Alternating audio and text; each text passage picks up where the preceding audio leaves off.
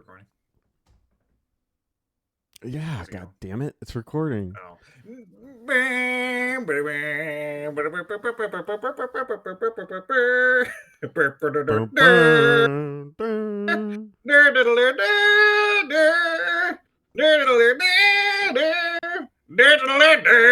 Welcome to the episode. I'm Alex. This is Spencer. We are talking about Star Wars video games. Yeah. I have a lightsaber, but I didn't grab it.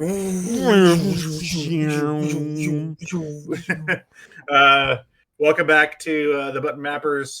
This is a timeline episode. We did one of these previously for Metal Gear, and it went over pretty solid. So we're back. We're going to talk about Star Wars. Yeah. What does Star Wars mean to you, dude? I love it, but I also hate it. You know, it's like I am very passionate about Star Wars, and there's like some of my favorite like experiences in life are like surrounding like the movies and the games and stuff. Yeah. But I also absolutely hate a lot of aspects of Star Wars and what it is and what it's become and what it's been. And that's how you know you're a true fan of something. You know, you're a true fan of something if you grow to hate it. Yeah. Yeah. It's true. Star Wars is so important to me. It was my life in like 4th grade. I don't remember what year that was, but a long time ago. And I was obsessed with it for a good like 3 to 4 years. And I think Star Wars is a good barometer that nostalgia isn't necessarily the only reason you like things. Like I always look back at like I saw episodes 4 through 6 when they were the special editions, but they're still basically those movies. It's just they got some touched up special effects that are questionable. Some smudges on them. Some weird, yeah. Somebody put their fingerprint on it that they shouldn't have. But those movies were always just so good, and it was like when people say like I only like those movies more than the newer ones because they were from my childhood. It's like, no, they were not from my childhood. They were from like 79. I think 79. Yeah, they're just great movies. Yeah, they were absolutely not from my childhood. They're just fantastic movies. So that whole thing goes out the window. But yeah, I would agree that as the prequels kind of took hold, my love for the series started to greatly diminish, especially by the end of that. And then when the new ones, the sequel trilogy came out, I think everyone kind of accepts now that the sequel trilogies are really bad. I don't know that there's any holdouts that are like, no, I think they were actually pretty good. No, I think they're okay except for that last one. I think that last one is the one that really shit the bed. But I know a lot of people disagree with it because a lot of people don't like the 8th one, the whatever the fuck that one's called. The Last Jedi? Return of the Jedi? The Last Jedi, that's what it's called. A lot of people don't like that one. So. Well, that's what I mean. Is like there was a time when Star Wars was generally just universally praised. And I think with the prequel trilogy, that just kind of went out the window. Like, that's like, yeah. It feels like they've covered that up a little bit because they've been really hammering in like the shows. Like I think if it wasn't for like the first season of The Mandalorian, I think I would have given up hope that like anything good could come out of Star Wars. Yeah, you know. And then that first season of The Mandalorian came out, and I was like, "Holy shit! Like good Star Wars! It's possible." Yeah, yeah. So we did it. So like that's what keeps me going. I think is like there's hope, but like. I'm such a huge fan, and I've seen the franchise like swallow itself multiple times over now, to where it's just like to say something is Star Wars is almost meaningless at this point, right? Because you don't know what that means. What does that mean? Yeah, it's really lost its identity. I would assume because George Lucas is no longer in charge, and like the one guy that puts his fingerprint on everything, good or bad, it was still like his. Well, his even vision then, or whatever. I think like that all started with the prequel stuff, like the like loss of like what is even Star Wars, you know? Yeah, I think you're right. Yeah, I don't know. It's weird. It's weird to be a Star Wars fan. It was But it's also fun. It's fun to because make they a Star make Wars video game. games for it. Look at Did Yeah, you and see like that? there's all sorts of yeah. I mean, look, the movies they're questionable. I think there's only like probably like three good ones, probably maybe four if I'm being generous. And then like the shows have been cool, but like what's the coolest aspect about Star Wars is that there's just so much like surrounding the franchise, including video games and also books and this and that and theme parks or whatever it is you want to do. And whenever I think of like video games, whenever I think of video games for like, IP, when I think of like James Bond, I'm thinking like a shooter, right? When I'm thinking Batman, I'm thinking like a beat 'em up. Whenever I think of Star Wars video game, I don't know what that's going to be because it could be literally any genre and anything. And I think that's what's so cool about Star Wars in the video game space is that like you can make this time we're looking at like 112 Star Wars games. You can make 112 Star Wars games, and they can all be vastly different ideas Yeah, because it's such a big and like expansive universe. yeah, So it's cool. yeah. Well, you ready to get started? Yeah, Step in I'm your. ready. I'm ready. Was there in the extended Star Wars universe? Was there like a time machine? I'm sure they did it in one of the books. I don't know. There's so much Star Wars shit. I don't. You can't quickly know all of it, but maybe. Step in your Millennium Space Pod and go back in time to 1982. Yeah, The Empire Strikes Back. Not only look, I'm gonna get controversial right out the gate. The best Star Wars movie, but like the first Star Wars video game was Star Wars: The Empire Strikes Back for the Atari 2600. Um, and there were a few 2600 Star Wars games. This one is really notable for being like iconic. I think you're in like the whatever the fuck it's called, the speeder, the snow speeder, Mm-hmm. and you're trying to take down the AT-ATs. If you call them AT-ATs, I hate you. And it's the famous opening scene on Hoth, right? And I do have this, and I have like I've played it and reviewed it and stuff, and like it's a fine enough like arcade game where you just kind of take out waves of AT-ATs and stuff. Like it's an Atari game, so there's not much more you could really do Mm-hmm. beyond that with that kind of game. But I think it's just like it's such a cool game just looking at it because it is, from what I can think, it's probably one of the first games that really tries to like put you directly into like a famous movie scene, Oh, okay. like trying to like wrap the legs together on the AT-AT and stuff like that, like that kind of environment. Like it's the first game to really try that. I think. Like Mm. I don't know how many other games at this point do it. I know there was an Indiana Jones game on the Atari. Of course, we all know about ET, but like the idea of like taking a scene from a famous movie and putting it directly into a video game hadn't been done. So I know it's hard pretty neat. to do, but can you, if you were a gamer in the 80s, obviously like gaming was very, as we're seeing on screen here, very simple. But do you go like, wow, this is like, I feel like I'm playing, like I'm in the action? Do you think how well do you think they really captured that goal of putting you into it? I think pretty well. That's a hard mindset to get into Yeah. because I'm used to.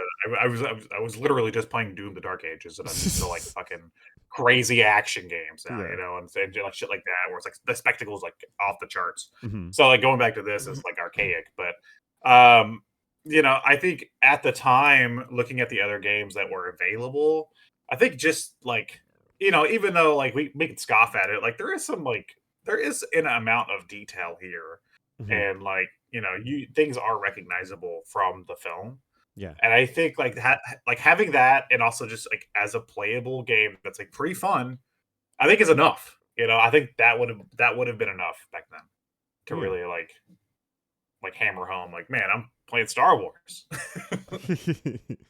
Now this came out in 1982. Empire Strikes Back came out in 1981. I think so. Yeah. And then Return of the Jedi came out in 83. I think they were like 2 years apart, weren't they? Each one. Yeah. I think any hardcore Star Wars fan will just rip us apart, I'm sure. But it's got to be close to that. It can't be that far off from that.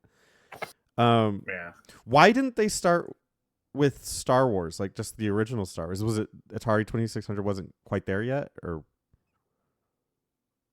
Do you mean like why didn't they make a game like at in like the 70s? Well, like in 1980 or something for Star Wars, or was it not out yet? I don't know. No, I'm not an Atari guy, so. I don't know like the formation of like the Star Wars license or like like eventually we're gonna get into like LucasArts and Yeah. we're not there yet. We're far from it. So I don't know how that worked back then, like how the licensing deal worked. I do know that the Atari had like the Star Wars games, like the other the fucking ColecoVision and the Intellivision. They didn't have Star Wars, Mm-hmm. which would have been a big selling point for Atari. I'm not entirely sure though how that worked or why we didn't get a Star Wars game, because we would eventually. In fact, the next one we're going to talk about is Star Wars, and that is the arcade game from 1983. We can just kind of go down. Yeah, and we that can one skip ahead. is yeah, and that one is based on the original Star Wars, and that one is like the vector graphics game where you're trying to take out the Death Star. It's the famous Tritron. And so like they would eventually circle back. I'm guessing maybe with Empire it was like the movie was new and they really wanted to like I don't know, sell sell the game, Yeah. but like yeah, no, you're right. Why didn't they? Maybe it's just like some like contractual issues or something, but who knows? I have no clue. You know what's crazy is I remember probably 10 and maybe 20 years ago going to, that's how old I am, geez. I remember going to an arcade and seeing this Star Wars spaceship shooter one, the Yeah. 1983 release. That is still in arcades.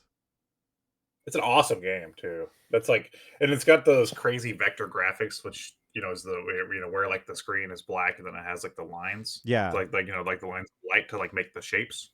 That's how a lot of early 3D games worked. It's beautiful. It's an awesome game. I almost bought. They had like these arcade cabinets I have behind me. They had one of those for this at one point, and I almost wanted to get it, but like I don't want to buy too many of those things because they're huge. But like it's a cool game. A lot of games around this time were doing this, and also there was the Tron games in the arcade did this too. Which I think just got like it's like a different vibe, and with something like Star Wars, which we like to consider sci-fi. I don't really consider that much, sci-fi, but it's more fantasy. But like, yeah, this aesthetic like fits it perfectly, I think. Yeah, this was at a time when arcade was way ahead of home console in terms of technology. Yeah, like they weren't even like the same arena. It's so crazy looking at this because like you go back to the Hoth one and they're like, like even if I were to play this at the time, I would think the Hoth game looks archaic. Yeah, and there was, I don't see it on here, but there was a port of this to the Atari, but it didn't look nearly as good as this. Yeah, this looks fantastic. Like I think I look at this and I'm like I could literally watch this and enjoy it today. In fact, I do. My first time playing this was on well, man, we're gonna talk about those eventually too. It was on the fuck is the Rogue Squadron 3, Rebel Assault. Oh fuck yeah, dude! You could unlock the arcade games on there. Oh, yeah, it was sick. So I remember playing this on GameCube on there and just having a blast. I mean, I probably like that more than some of the missions in that game and Rogue Squadron 3. Yeah. Well, one thing I was fascinated about because I was watching a documentary about I guess it's George Lucas, but really, I mean, it's supposed to be about Industrial Light and Magic, and they were constantly pushing.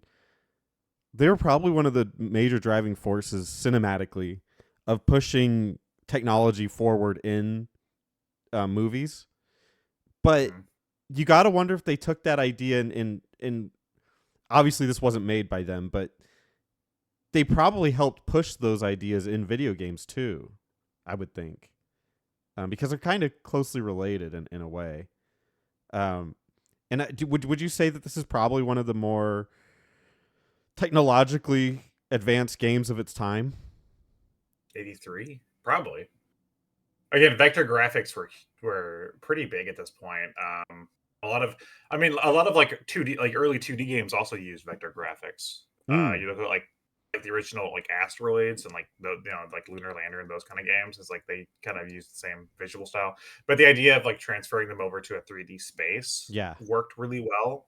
And so yeah, I'd say this probably pioneered a lot. I the Man, just playing this and like having that like flight controller attached to that, to the arcade machine is so cool. Mm-hmm. Yeah, yeah.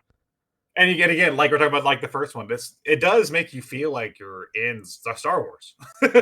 Oh, 100%. The immersion Like, is incredible. yeah, and it's like even if the game looks pretty rudimentary, like for today, it just does it. It still feels like Star Wars. It's Well, cool. one thing that makes it really interesting is that despite it looking like this, like like vectory and everything, if you remember in the original in A New Hope, their graphics for like what they were like what the rebels used to map out the Death Star and everything, they Yeah, actually did look like this. Like they were vector yeah. styled. So in a way, it's actually true to the movies. What these graphics that you see is almost like it's like a training simulator of taking down the Death Star, but it's literally within the universe of Star Wars. So I always, And as a huge fan, I always looked at that and was like, that's kind of genius. And that's something that I absolutely love that like they still hold over today in some of these movies like Star Wars. I think Alien does it too. I love the idea of like back in the 70s whenever these movies were made, right? They didn't have, this was their like high-tech technology. So whenever they would make like the like sets and the computers, they used what they had, right? Hmm. And so now I love that because like Star Wars especially, Alien works too, but Star Wars especially because it's supposed to feel like futuristic and old at the same time. So Yes. I love whenever there's still those elements in like modern Star Wars. Whenever you see like a radar and it still looks like this, Yeah. like it's cool. It has like its own aesthetic that like really works for Star Wars. Hmm. Um, so yeah, that's like I think that's like a happy accident maybe because again Yeah. that's No, what they you're had. right. It's like we if you ask George Lucas, well, it's all we could do at the time. We only had vector graphics, so we did that. It's like, well, Okay, yeah, because it actually fucking makes it look, George Lucas, yeah. you absolutely know if George Lucas made Star Wars today, it would not look like Right, that. right. No, it would look like the prequels. Yeah, yeah, That's him doing whatever he wants, and that's what we see. And it's like it looks nothing like this. Um, but no, yeah, I like the archaic look of, like you said, Alien, but also the original Star Wars. It's like a different. It's the past, but it's the future. It's like what if yeah, what would they use with that current technology, but in the future? It's like a weird juxtaposition, but it's fun. It's really fun. yeah. I love it. It's Was like it's like was Return of the Jedi anything? um. So I think that was a 2600 game. Nah, let's people at home. There's 112 of these games. We don't have time Hmm. to stop. If we stop and talk about every single game on this list, we'd be here for like 5 hours. Yeah. So we're not doing that today. So we could skip Return of the Jedi for 2600 and Jedi Arena. Those are fine. This is we're on IMDb right now, by the way. And the next one is Empire Strikes Back, and it says 2600, but this is actually the arcade game. Uh, so Okay. they got that. Whoever captioned that is wrong. They got to mix it up. The picture there is clearly of the arcade game of the arcade cabinet. Well, this. Uh, Oh yeah, the description. Yeah. Okay. Um, Is there anything to talk about with the arcade game of the Empire?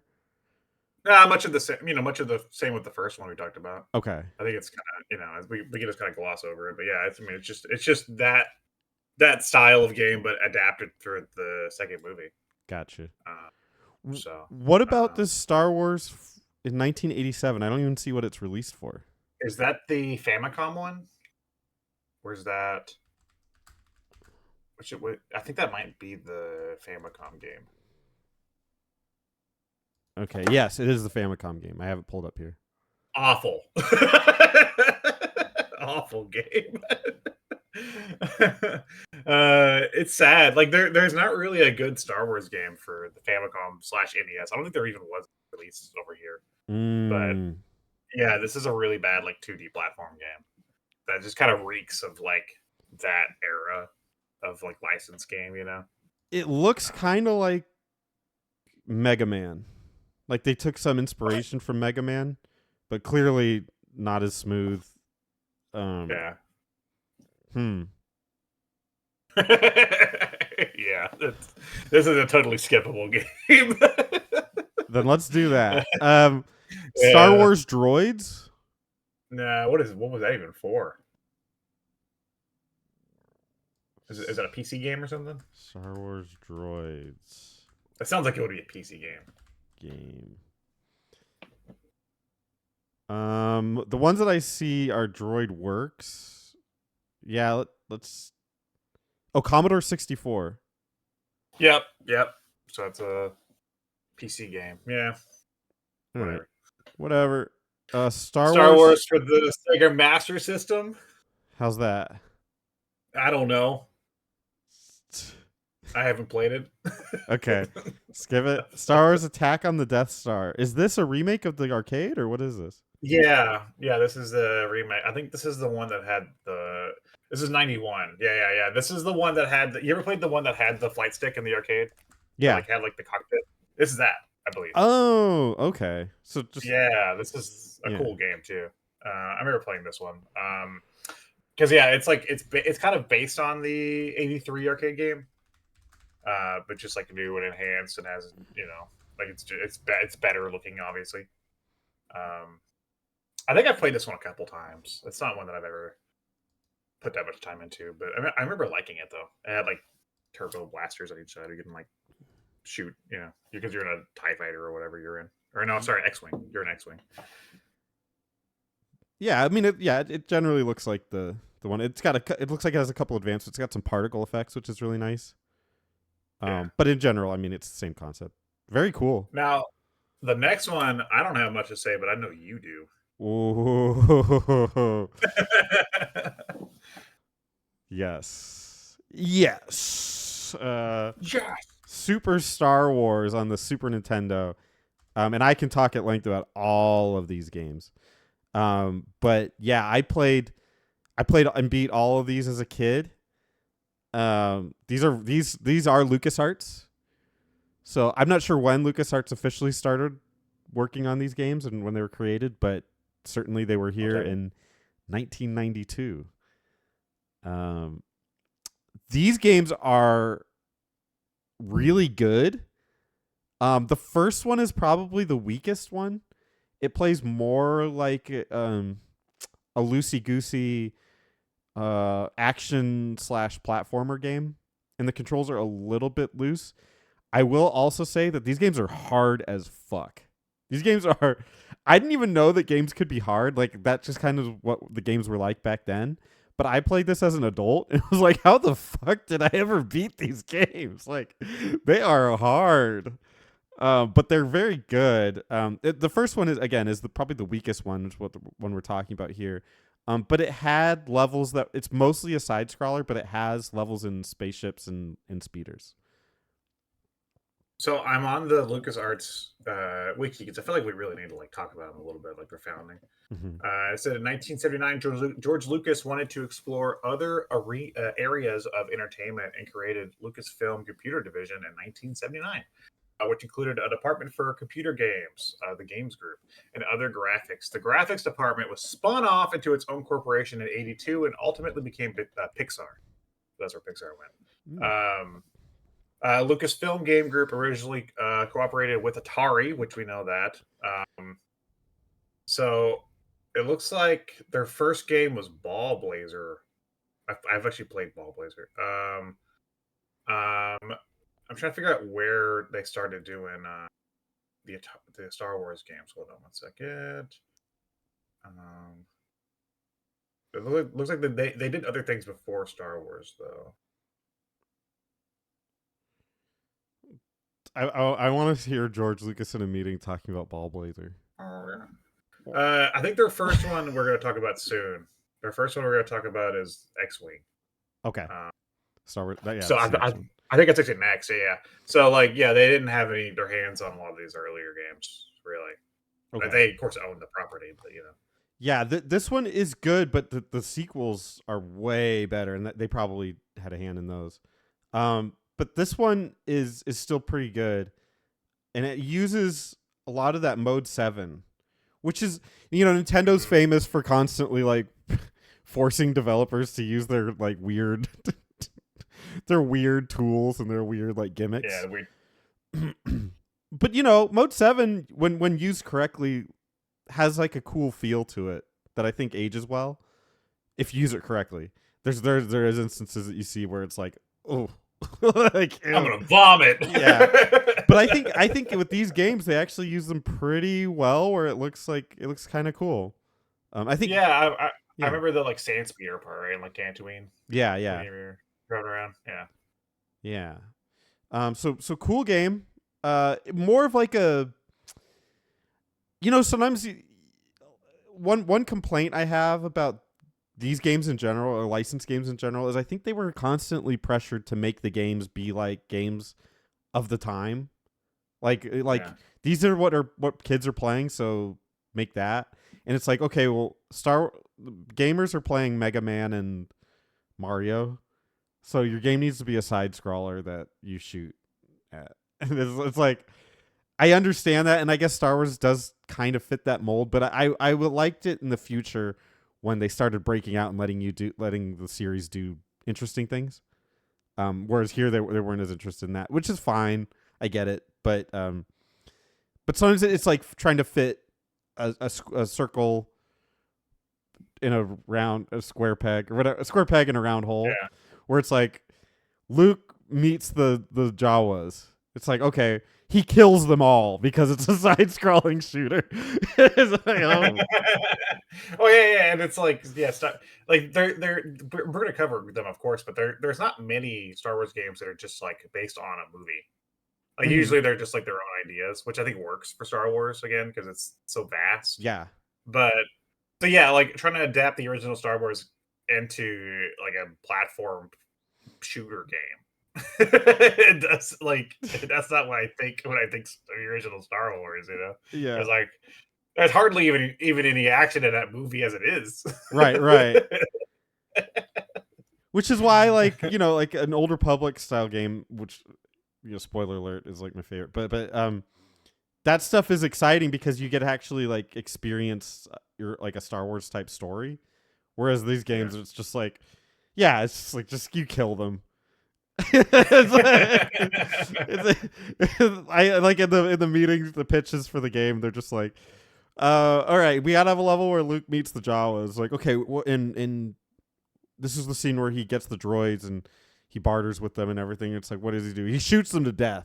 He kills them all, and it just it's like weird. But that's how all those games were made back then. Is like, there was a level there's a part of the movie where there were characters, so he just kills them. That's just yeah. I hope somebody has done a ROM hack of this that adds McClunky. McClunky? Do you know McClunky? No. Do you know McClunky? All right, so fucking George Lucas fucked with this movie so many damn times that I'm not even sure which one is the one that's on Disney Plus anymore. Every time they would do a re-release of the original Star Wars, he would fuck with the Han scene. So like the first time we fucked with on the official edition, Han like moved his head and like the bullet shot past him, and then he shot the guy, right? Shot Greedo or whatever the fuck it was. Then it was Greedo, right? And then on future releases, he just kept fucking with it because people were mad about it. because people were mad about the Han shot first thing, but he doesn't want Han to shoot first because Han is a hero, now. So he keeps fucking with it, and on the last, this is like 4 edits removed on the Blu-ray release. Now he felt the need to have them in the cantina. Greedo says McClunky, and then shoots at Han. Han like shit, really shittily edited, moves his head, bullet, goes past him, he shoots him. So that is I think that's the current version, is the McClunky version. He added a line of dialogue that just says McClunky.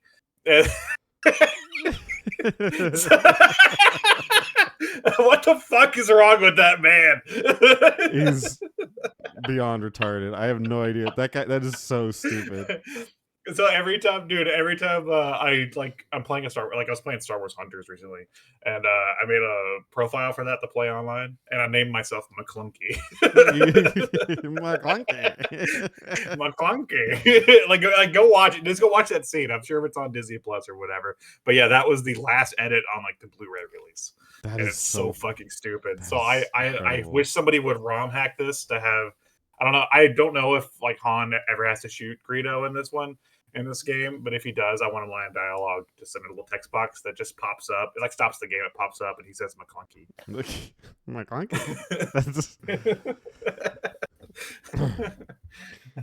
Anyway, the only thing I'll say is I think these games are great. I'll talk briefly about the other ones when we get to them, but good games, which is surprising considering the time frame. That a lot of licensed crap coming out at this point. Anyway, we can go to Star Wars X-Wing. So this is really like where LucasArts started like hands-on with these, and it's also I think notable because X-Wing's a good game. It's a really early flight game, which a lot of the PC games are early flight games. But I think like there's a really cool subdivision of Star Wars games that are flight games, and it makes total sense to do that for Star Wars. And they vary in quality, sure, but like I think the legacy of the Star Wars flight games are pretty, held in pretty good regards. Yeah. And they're classics. So like I actually do own. I think this is still available on Steam. I think you can still buy X-Wing on Steam. Oh, okay. Cool. Yeah. So if he wants to play X-Wing, you can. I've got to say, I'm watching the gameplay here, and granted, the Star Fox on the N64 has more resolution, but this game looks very smooth. Probably smoother than the N64 game. LucasArts, baby. I guess you should really compare this to Star Fox on the SNES. Would be a more fair comparison. But this game is quite beautiful. Yeah, 93. Yeah, because the N64 wasn't out yet. But like my thing is, I never really played Star Fox on the SNES, so my brain just compares it to the 64, and I would say in some ways it looks better. It's obviously lower res, but it's very smooth. Like wow, I'm pretty impressed by how smooth this game is. Yeah. I mean, hey, like I said, this launched a whole legacy of like these games, like these types of Star Wars games. So. Yeah. Yeah. Wow. This is quite pretty. I know I played this a little bit back in the day at a friend's house, but I don't really remember a lot from it. Just was blown away. What was her name? What was her address? Oh shit! Yeah, now you're gonna get me. I didn't have any friends. I get it. You're right. I gotcha. No, you were a Star Wars fan. Of course you don't have friends.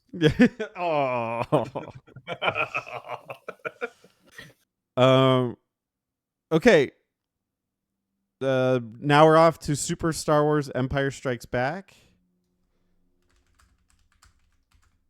Again, you probably don't have a lot to say about it, but I will say that it's... go ahead. I think I have played a little bit. I think I've played a little bit of all of the Super Star Wars games, but I think this is the one that I've played the most of because I remember the Hoth area. Yes. Yeah. Very, very good game.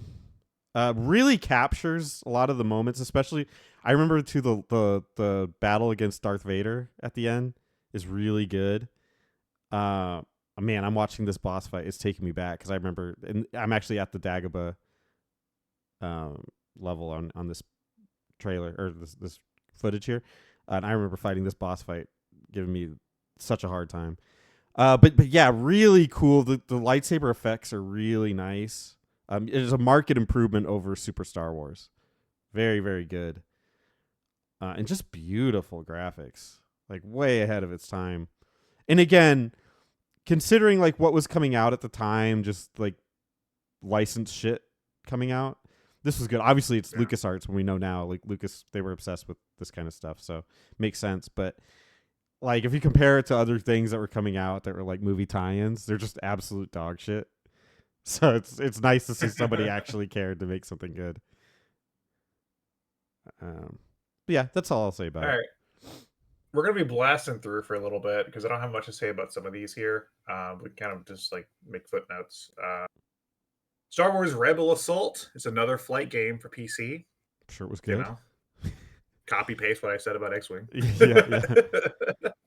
Yeah. Star Wars Chess was hilarious. This game's not very good, but the animations are fucking great. If you ever want to see because your chess pieces in this game are the characters from the movies, Mm-hmm. And whenever they take a spot, they show a little FMV of them fighting. So if you ever want to see Darth Vader break 3CPO apart or something, yeah, it's here. It's very funny. I've got some gameplay footage of it. This looks like a Flash game. That's interesting. And also, I'm watching C-3PO. He is caked up like crazy. Yeah! C-3PO's got. See, that's what more Star Wars games need. More Star Wars games need some that 3CPO ass. Yeah. You know, look, as much as we like to harp and rib on the whole Star Wars franchise, 3CPO is there every step of the way, and he's got cake. 100%. He's hot. He's hot. He Hottest droid award because 3CPO. I like the choices here too of the chess pieces. Yeah, because they make a little bit more sense for the Alliance side, but the dark side is all over the place. I'm not seeing the footage. Give me the rundown. It's been a while.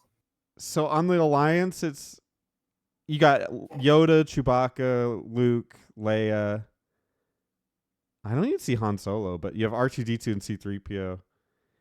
But on the dark side, you have Darth Vader and Emperor Palpatine. The front are stormtroopers. That makes sense. Then it gets weird. So then you have Boba Fett. You have Tusken Raiders. And you have AT-STs. The Tusken Raiders weren't aligned. Right. They're just their own thing. I don't know. They're just fucking around in the desert, man. And Boba Fett was just his own thing too. So it's he was. I guess he was with Jabba. So I guess you kind of. Well, Jabba ain't in this. Oh damn! Yeah, you're right. Of course, what would he do? But no, well, there was a time period. This is 893, but I don't know if this is post or pre Jedi. And there was a hype period for Boba, where people were really excited. The holiday special would come out, and they'd shown him animated there for the first time and stuff. People were really excited for Boba Fett. Yeah. And then Jedi came out, and yeah, but he was hype at one point. So I guess that's why he's here. Jedi came out, but Jedi would have come out years before this. When did Jedi come out? Oh, I must have 93. I'm thinking 83. So what the fuck? What the fuck? Why is Boba? Here's the deal: is in the 80s for some reason. Boba Fett is a weird one because I don't think what people don't realize, and obviously in Return of the Jedi, Boba Fett kind of had a goofy exit from the series. Oh my god! Yeah, but he gets the fucking jetpack and flies into the Sarlacc thing. And I wasn't around then, so I don't necessarily know. But I don't know that Boba Fett was as big of a character as at the time that we make him out to be. I don't think George Lucas ever saw that much in him. He was anticipated, I think. Yeah, I think that was more. I don't think Lucas themselves, the team themselves, wanted to do more with him, obviously. Mm-hmm. But I think the hype surrounding the movie. I think like people were excited for Boba Fett for some reason. Yeah, I just think the lore of Boba Fett became bigger as time went on, and people were Yeah. now people got like more outraged about Boba Fett dying, but at the time they're like he was literally like a side character we did not care anything Yeah, about. he did not matter. Yeah, it was just some bounty hunter. Yeah. Yeah. But Man, I cannot believe for some reason I thought we were still in the 80s. I don't know why. Oh yeah. We're in the 90s. What year is it? What year is it, young man? What year is it? 1993. We got Star Wars TIE Fighter, which is, I mean, great game, but it's X-Wing, but it's TIE Fighter, I would assume. Another pilot game. We're gonna see a lot of those, so we're just lump them in together, man. I don't think we can really talk about the flight games till we get to one in particular, but still like over on the PC side, they were eating, Yeah, oh yeah, PC got good shit. Super Star Wars Return of the Jedi, great game. The only thing I will say about the Super Star Wars Return of the Jedi is that it had more of an arcadey feel where you could pick characters from the movies to enter the stage with, and they had their own play style and their own special moves. Really, really cool idea, and it gave everybody a lot of identity, which was nice. Star Wars Arcade, again, probably moved past that. Yeah. No, this is a 32X.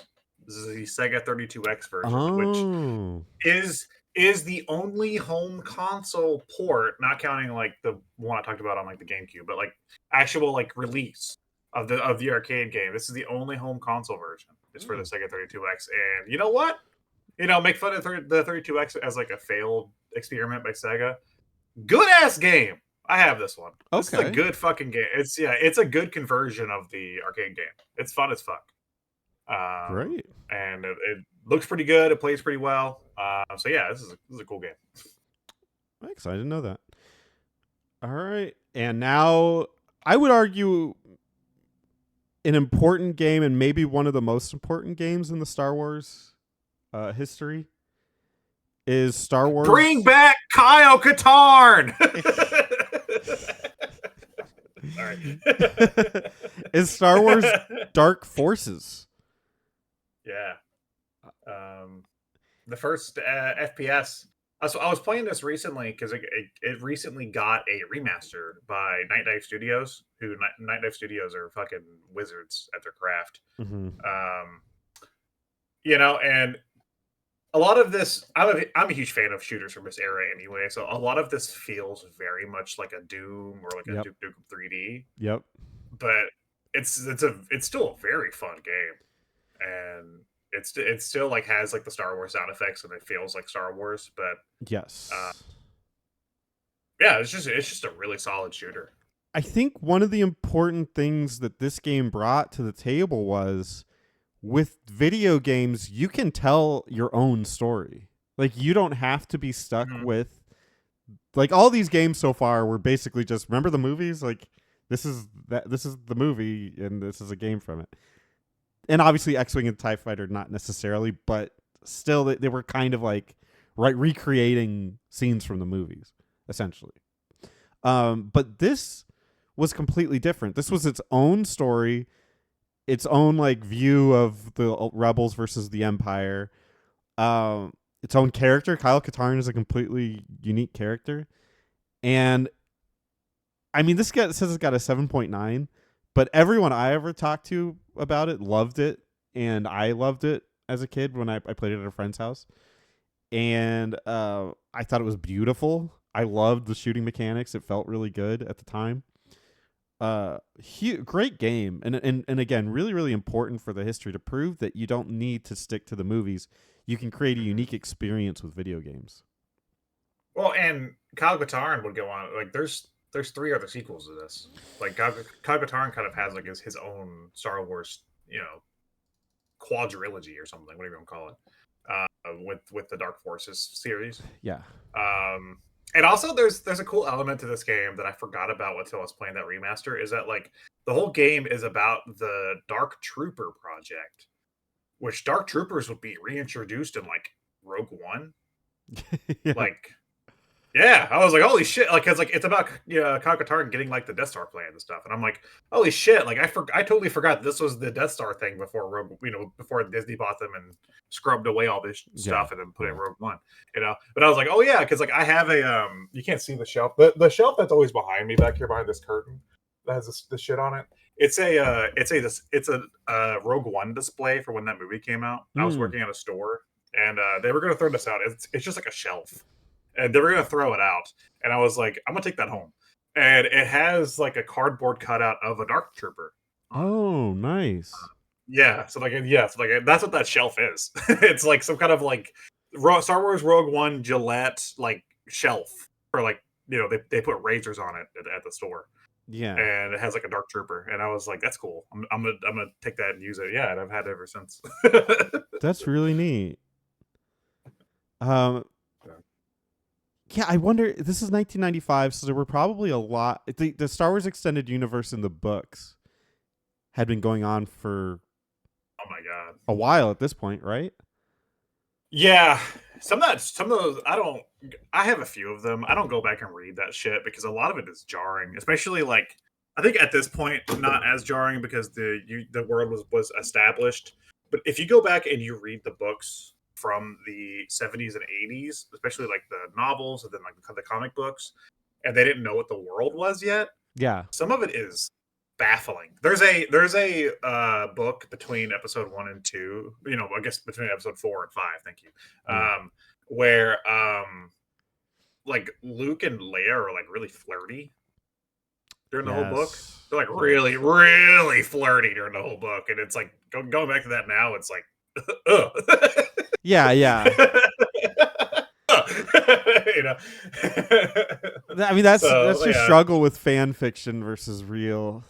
And obviously he was okay. I'm sure he was pleased that people were writing books about it because he got some of the money from it. So George had no objections to that.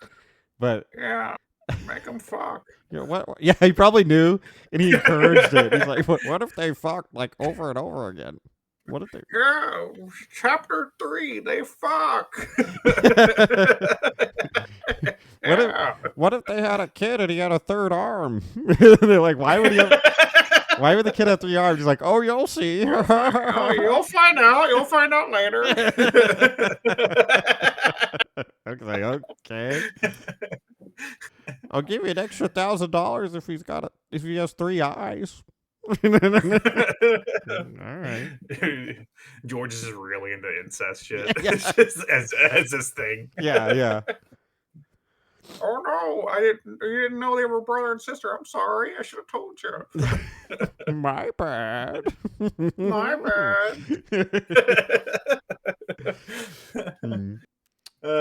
So yeah, Dark Forces, landmark title.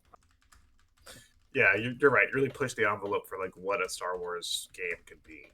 Oh, and I feel like we're gonna see more of such a What? dick because I was gushing about that game and I had the Star Wars chess playing the entire time, so gamers didn't get to see.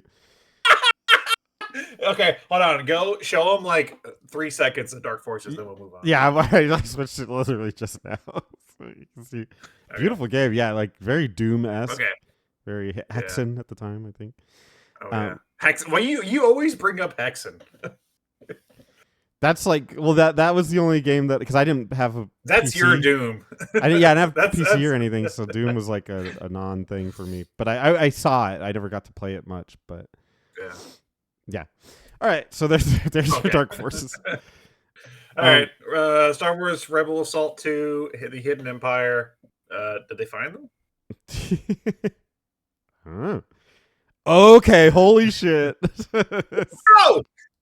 Talk about who would win in a fight? Kyle Katarn or Dash Rendar? I think Kyle Katarn probably. Yeah, probably. Shadows of the Empire. Wow. Yeah. Here, I would add this to a list of games that are very hard to play now, but at the time were so impactful, it couldn't even be understated.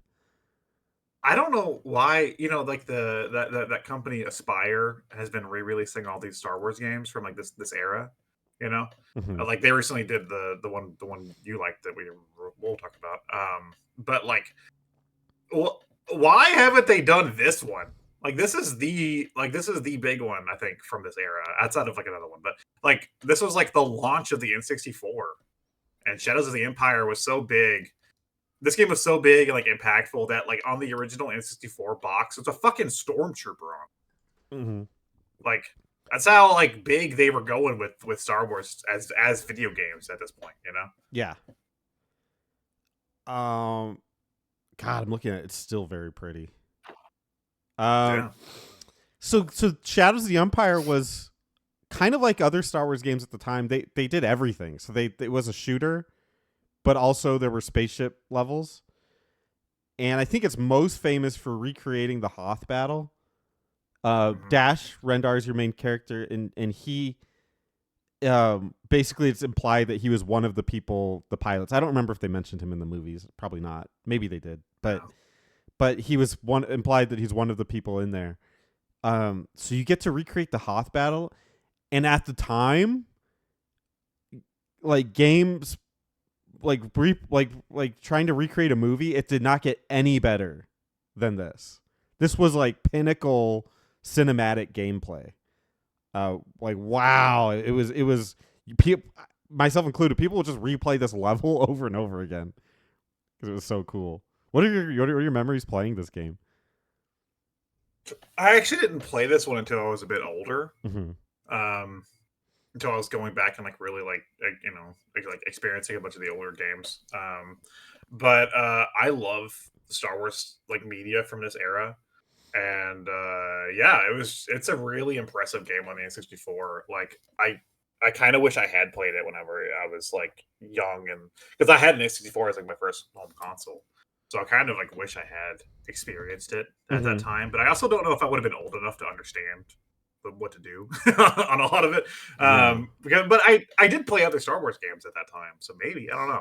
But like it is a really impressive game. Like I think gets overlooked because it's a licensed Star Wars game. But like on in terms of like games on the N64, I mean, I in terms of like the scope, I would put it up there with some of the greats like the Mario 64s or the Ocarinas. Like Mm. it's impressive what they were capable of doing at this point, and they really wanted to like immerse you in the universe, you know. Yeah. Yeah. No doubt. What? Wow. It just can't be. And it kind of fits in the Dark Forces idea of it's a side story. Granted, I think the book was already written for this. This was Yeah, it an actual was. book, but still, it's a side story in Star Wars that it this one ties into Empire and I guess Return of the Jedi, but it it's such a unique experience that isn't just the movie. Although obviously Hoth is a big part of it, but it's so impressive to see that and to experience Star Wars from a new perspective that most people only really got from the video game. It was a book, but you know, people that read I books versus games, it's a different I audience. always I always got a feeling from Shadows that they wanted this to be more Mm. as well, like a bigger franchise. And my suspicions were kind of confirmed because I was back in like I think it was 2015. I was in Chicago for a concert, and we had some time just to kind of like fuck around. So I was looking around, and there was this like I found this like toy store that sold like old action figures and stuff. Yes. And I didn't have a lot of money on me at the time. And I went in and I did buy something. I bought a Jill action figure from the first Resident Evil. It's pretty sick. And it comes and like it has one of the spiders. And like a rocket launcher or something. But I found a Dash action figure while I was there. They had a Dash Rendar from Shadows of the Empire, like just there on the wall. And I was like, holy shit, it's Dash Rendar. And I remember Ye- seeing that being like, yeah, like that feels like they really wanted to like push that, as like some like pillar of the Star Wars franchise, especially at this point. I mean, the movies were hadn't really started yet, the Mhm. prequels and stuff, and like there was a kind of a Star Wars drought in terms of like media like this for a while. So this felt like they were like, well, we could do some kind of like book and video game and like make something that way. Yeah, they So had they were way ahead of their time, and they did stuff that that would be kind of unthinkable now. But they, like Lucasfilm or whoever, I guess George Lucas's thing that handled this licensing stuff. They had what was called the extended universe, and through that they could publish media and publish things that weren't directly from the movies or things that George Lucas himself created, but that other people created that I guess he liked, and would just take their ideas and use them, which is, again, like kind of unheard of now. Everybody's so protective of their brand and their property that they would never do that. But he had the foresight of like, well, enough people like this, even though I didn't create it. What if I could make money off of it and just create my own stuff that from it? So yeah, they would create toys that weren't from the movies. They were from those extended properties. And Shadows of the Empire was one of the biggest ones of people that they're like, yeah, Empire is good, Return of Jedi is good, but have you heard of Shadows of the Empire, which is like a tie-in between them? Yeah, so really, really cool stuff. X-Wing versus TIE Fighter. Oh. Yeah. Star Wars Yoda stories. Hey, Luke! One time in college I did. Whoa, what did you do? Boner, I have.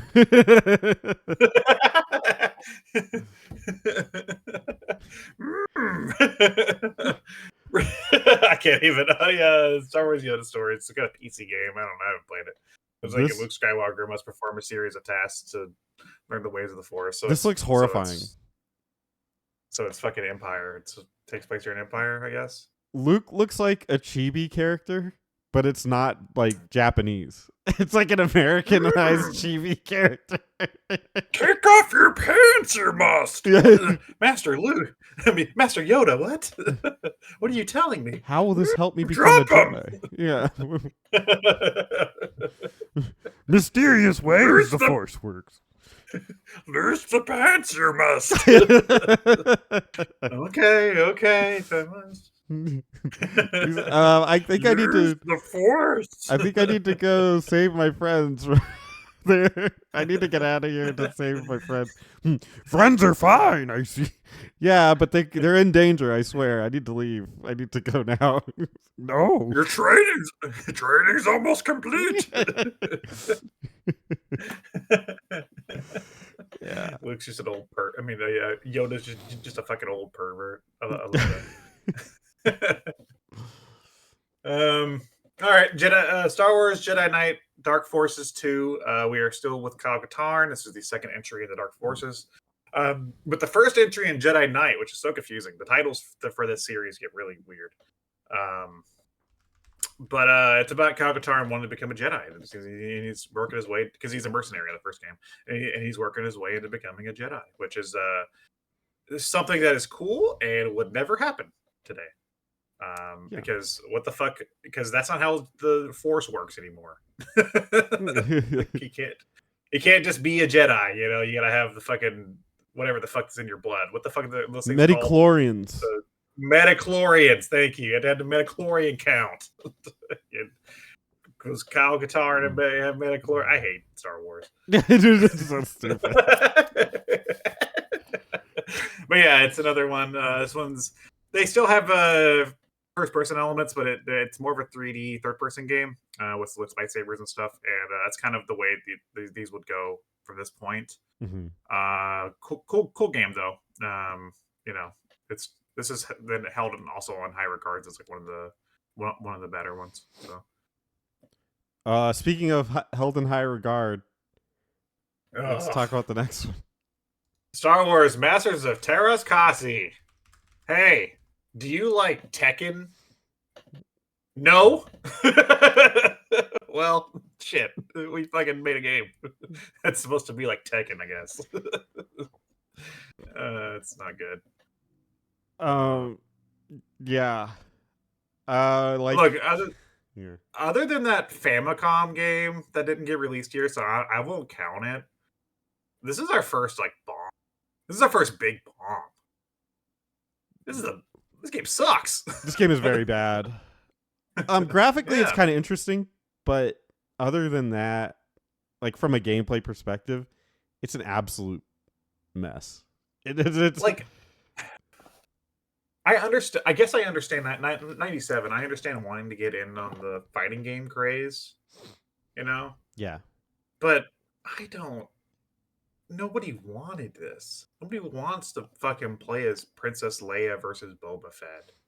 Yeah. Like, I don't know. I don't know who this was for. And did they introduce like Luke has a girlfriend in this one? Mara Jade? Does Luke have a Luke has a girlfriend? I think it's Mara Jade is like part of the extended universe, is like his girlfriend or wife or something, and she's also a Jedi. It's just Yoda in a wig. Yeah. And this was before they made that stupid rule in the prequels that Jedi aren't allowed to like they're like priests. They can't fuck. Yeah, they're not allowed to do anything because it would. Well, they had to do that, Spencer, because they needed a reason to have Anakin fuck be a part of the plot.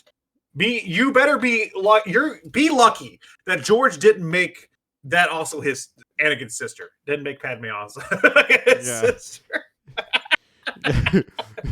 You feel lucky. Their love is forbidden. Why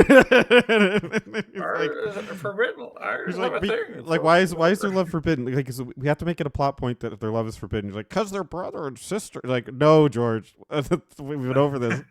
Stop! What if the Jedi just aren't allowed to have relationships because like it tempts them with the dark side? The dark side of incest? No. Like the dark side of like they're emotional. Like that kind of, I don't know. No one has to know their brother and sister. They don't have to tell anybody. It could be a little secret. I kind of like that. I'll leave it off the script. Yeah. Well, I know. It'll be just a thing that I know, and I can, take it back. I can edit it myself if you want. I'll be at the Skywalker Ranch. Call me if you need me. Anyway, this game sucks. Yeah, it is awful. Skipping Monopoly. What? It'll be easy to skip. Spencer! Why would you skip Monopoly? Okay, yeah. It'll be easy to skip a lot of things because now it starts getting into like the really like cynical marketing stuff. So I'm sure there's gonna be a lot of these. Yeah. Another Jedi Knight game. Mysteries of the Sith. Dark Forces 2, whatever. I think this is an expansion. Yeah. So this isn't a standalone game, so it's fine. Star Wars Rebellion. Okay, now we're getting to the big guy here. We are getting to Star Wars Rogue Squadron. Holy fuck. What a game. What a fucking game. Factor 5 were, because they're dead now, masters of their craft. And the Rogue Squadron series are some of the best Star Wars games to date. And I don't know who owns the rights or license for these games because they refuse to bring them back out. I don't understand. Yeah. Give it to me. Why? My only complaint, and I had this back in the day, so this isn't a new thing, and it gets resolved with the GameCube game. My only complaint with the N64 one was it was a little muddy. Well, that's just N64. Yeah. Even when playing it back then, though, I was like, I like it, but it's kind of muddy. I don't, and that's what would like be so great if they did like a remaster or something for this, right? Yes. Is that they could resolve them because like we've seen that with like Night Dive, they remastered the Turok games and they look fucking great. They don't look like garbage anymore. So it's like I have no doubt in my mind that Factor 5, who again were fantastic developers, I have no doubt in my mind that they did everything they could to push the N64 to its limits, right? And did this one use the expansion pack? I think it did, right? I think it did, yeah. I think it did. Yeah, it's gorgeous. It's this, and it controls pristine. Like a dream. Like a dream. Did this one have a cockpit mode, or was it purely third person? I don't remember, honestly. I don't know. I don't know if I ever. I think it did. Don't quote me on that though. Okay. But yeah, fantastic game. Wow. Yeah, this is like quintessential N64, you know. Yeah. Star Wars Trilogy Arcade. It's another arcade game. DroidWorks is. I played it a little bit. Spencer, What? make your own droid. It kind of played like Armored Core if you were a pussy. Like if you're a pussy, you could play Armored. Hey kids, do you like Armored Core when you're a pussy? You're a big fucking fat like pussy boy. Like you can play this. You're a big fat pussy boy. Yeah. We got a game for you. Oh man, I've never even seen this one. We're about to step into the next era of Star Wars games. Because this is like, okay, let's max out what we can do with the original trilogy. Now we're coming into the new trilogy, the prequel trilogy. This, unironically, I hate the prequels, but this is my favorite era of Star Wars games. Okay. Not only because I grew up with this shit, but because, as we'll see, there's just a ton of it. Yeah. It's just too much. I love it. They're going nuts with this shit, man. So yeah. So we'll go through. We'll only really stop on the ones that are notable. So episode 1, The Phantom Menace. What the fuck was this even for? PS1. Oh, I never played this one. I did. It was okay. But there's a better version that you just played.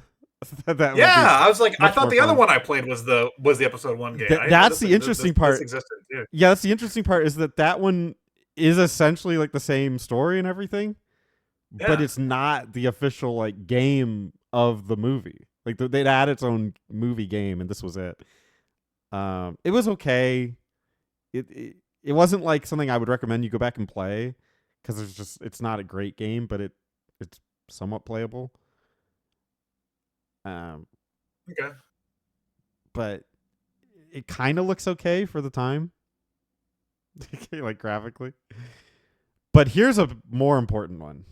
Yeah. Star Wars Yoda's Challenge Activity No. I think I skipped one. I'm just kidding. This one I played a shit ton of as a kid. Star Wars Episode 1 Racer. God damn, what a fucking game. Look, this is the best. In my honest opinion, even though the game I played recently was great too, in my honest opinion, I think this is the single best thing to come out of episode 1. 100%. 100%. This game is so fucking good. And this one came out on the Dreamcast too, right? Yeah, I never played the Dreamcast version. I don't know if the one I had, because I recently bought this again on Switch and stuff. I think I have it on Xbox as well. Okay. I don't know if that's the Dreamcast version. It might be, when they ported it and stuff. I take it they would probably just use that one because it probably looked better. But I've played the N64 version as a kid, and God, what an impression this game made on me. Not only, it's a fucking smooth and fantastic racing game that takes the place during the pod race stuff in episode 1, which is like the coolest part of that movie, maybe. I recently rewatched the last battle. I recently rewatched the Phantom Menace, and I can confirm the pod race is the coolest by far. Did you say no? That's pod racing. Is that what you? I said that. I said now that's pod racing. You pointed at the screen. And my girlfriend wouldn't have sex with me for a week after I said it, so it was worth it. Pod racing. No, I thought she would have sex with you immediately. No. This man knows his pod racing. That's what you might think, but that's not what happened. She was not happy, but what an incredible game! Like holy shit, they pushed the N64 to its limits. Yeah. You get to. I always love the fact. I love in any Star Wars games where you get to play as the freaks. And you get to play as some freaks in this game from the fucking pod racing stuff. I always play as the fucking weirdos, and I never played as Anakin or whatever. Yeah, I always played as like the fucking. I don't even know their names, but I'm always like, what is this guy's deal? I want to see George Lucas's coming up with the names for all the characters. His name is Punta Booba. Oh yeah, it's always garbage. I was making fun of that in the other one I was playing recently. I sent you a video where I was like, "What the fuck? Who are these people?" His name is Goo Goo But Gagomba. his name is Poop Poopa Poopy Yeah. Pop. Scoo Bar Bar. Yeah. It's just George having a stroke. Yeah, it's just no. How George would get into this is true. How George would get into the mindset of making those names was that he would put on a diaper, and then you would sit in a giant crib with a pacifier and like a little rattle, and then he would just make baby noises. I didn't know that. And then That's they would, interesting. yeah. Then they would string them together in the names.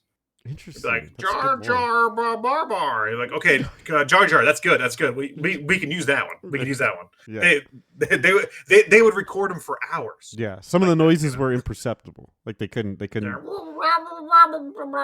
like, okay, we gotta keep going. We can't use that one. But eventually, it's like in a sound booth. But eventually, sound booth.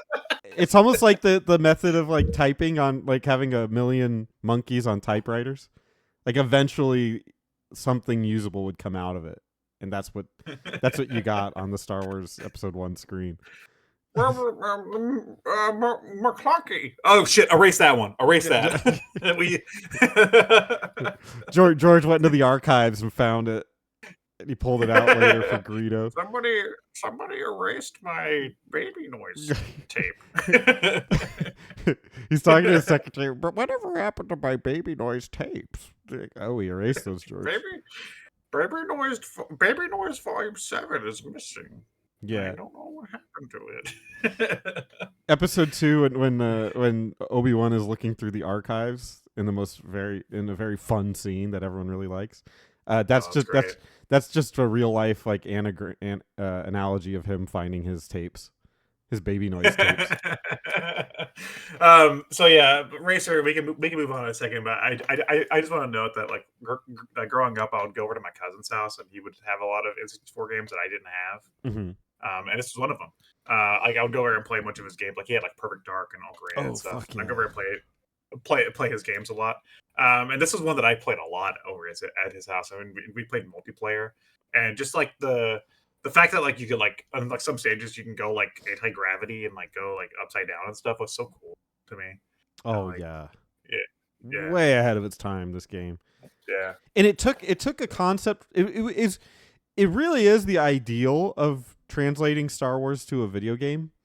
Is you take the concept that they establish, like just a really cool concept of pod racing, and they only had the Tatooine level, Tatooine moment because that's where that pod race took place, and then they just expand it to like what possible thing. Well, so let's have one in Coruscant. Okay, it's like a city, so let's make it pod racing, but in a city. They expand it so well. That's what Star Wars video games should be is pod racer. Yeah. It's like they were like, what if like we took the most interesting thing about Episode 1 and like made it more interesting. Yeah, like expanded it to the point that you could play like a full game of it. Genius. Yeah. Perfect. Speaking of genius and perfect, Star Wars Yoda's Challenge Activity Center from 1999. Star Wars Pit Droids from 1999. I'm noticing a trend here. I don't. Star Wars Jar Jar's Journey. Misa go on journey from 1999. Misa have to go to Wendy's.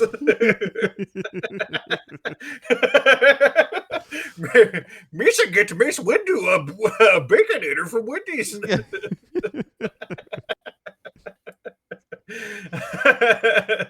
Star Wars Anakin Speedway. Anakin has a whole speedway? Damn. He's only like fucking 9 or whatever in that movie. From 1999. Star Wars X-Wing Alliance is another pilot game. Star Wars Episode 1, The Gungan Frontier. What the? Why? Create your own Star Wars world with 3D characters. Move on. Jesus. Do you make your own Gungan? That's what it sounds like. Want to. Yeah, I really wouldn't want to do that. Star Wars Force Commander. There's way too much for this game that I have know nothing about. Whatever. Star Wars Episode 1 Jedi Power Battles. This is the most recent Star Wars game I played. And I know Spencer loves this one. I played the shit out of this game as a kid. Yeah, they just did a remaster of it. Very clunky, but Is it very clunky? it's very clunky, you could say. Very fun. Like it really, you get to play. It's like an RPG that you get to play as a Jedi, and it's arcadey and Yeah. multiplayer. It's got co-op, which It's plays got weird. problems. Yeah, It's got some big old problems, but I liked it. yeah. I- It's got camera issues, some control issues, but in the general aspect, it's an arcade game that you can play co-op as a Jedi and you can level up. So that's pretty cool. yeah, you loosely go through the movie.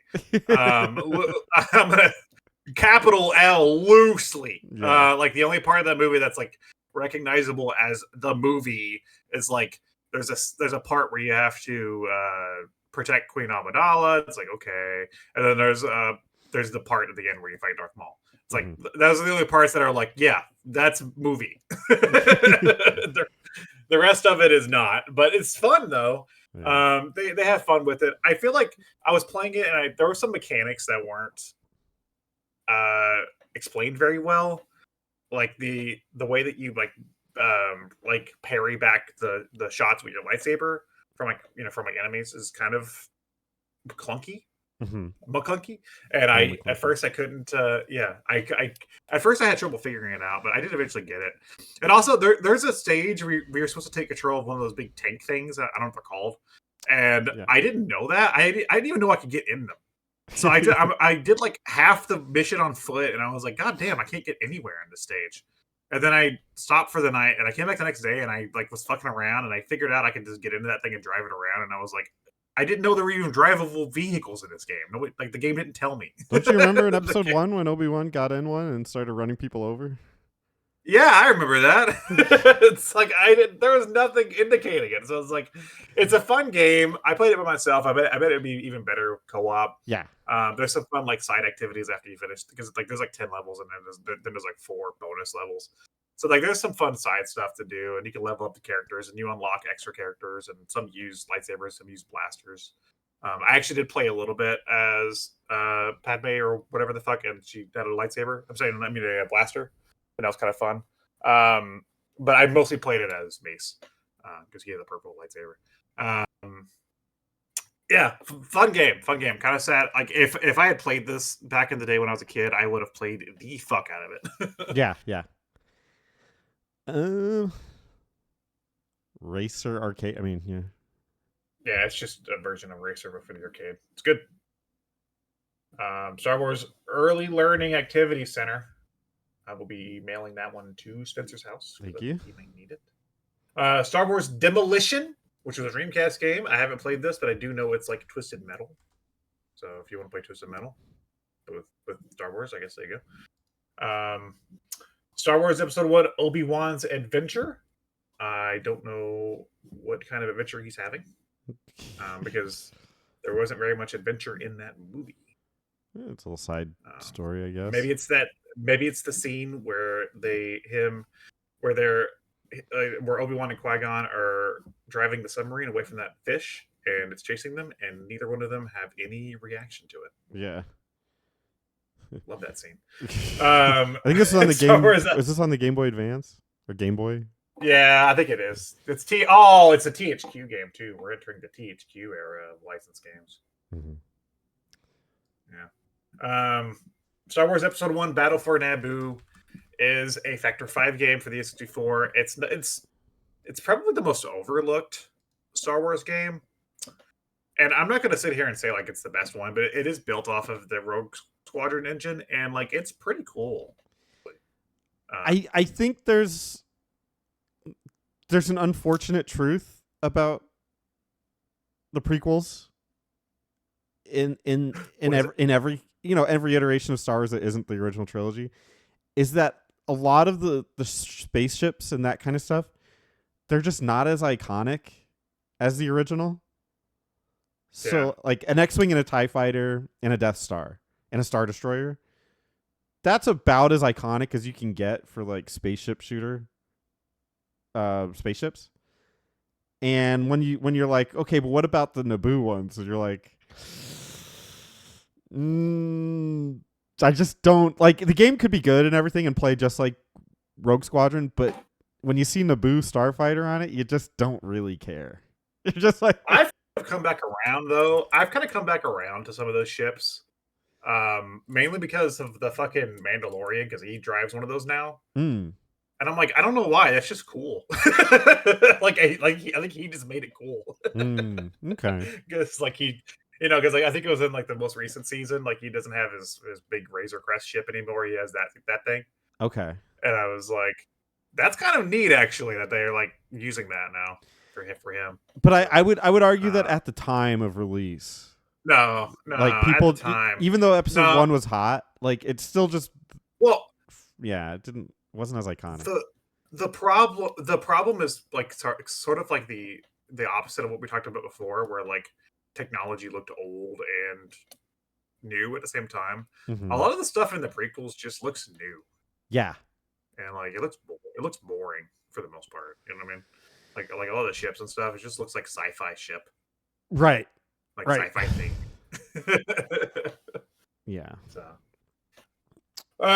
Star Wars math, Jabba's Game Galaxy. I spent 150 hours playing this one. Jabba. What's 5 times 5? Everything I know about counting. Oh fuck. Oh shit. I don't. Jabba. That's all I know. That's correct, actually. Oh shit! I got it. Star Wars Starfighter, which I guess is that? I don't remember this. This isn't Factor 5, but it is a spaceship game. These are on console. There's another Starfighter too. These are okay. They're pretty good little flight sim shooter games. Now, Star Wars Super Bombad Racing came out for the PlayStation 2. Star Wars Galactic Battlegrounds. Is this like an RTS or something? Wait, you're just gonna shortchange Super Bombad Racing like that? Oh, absolutely.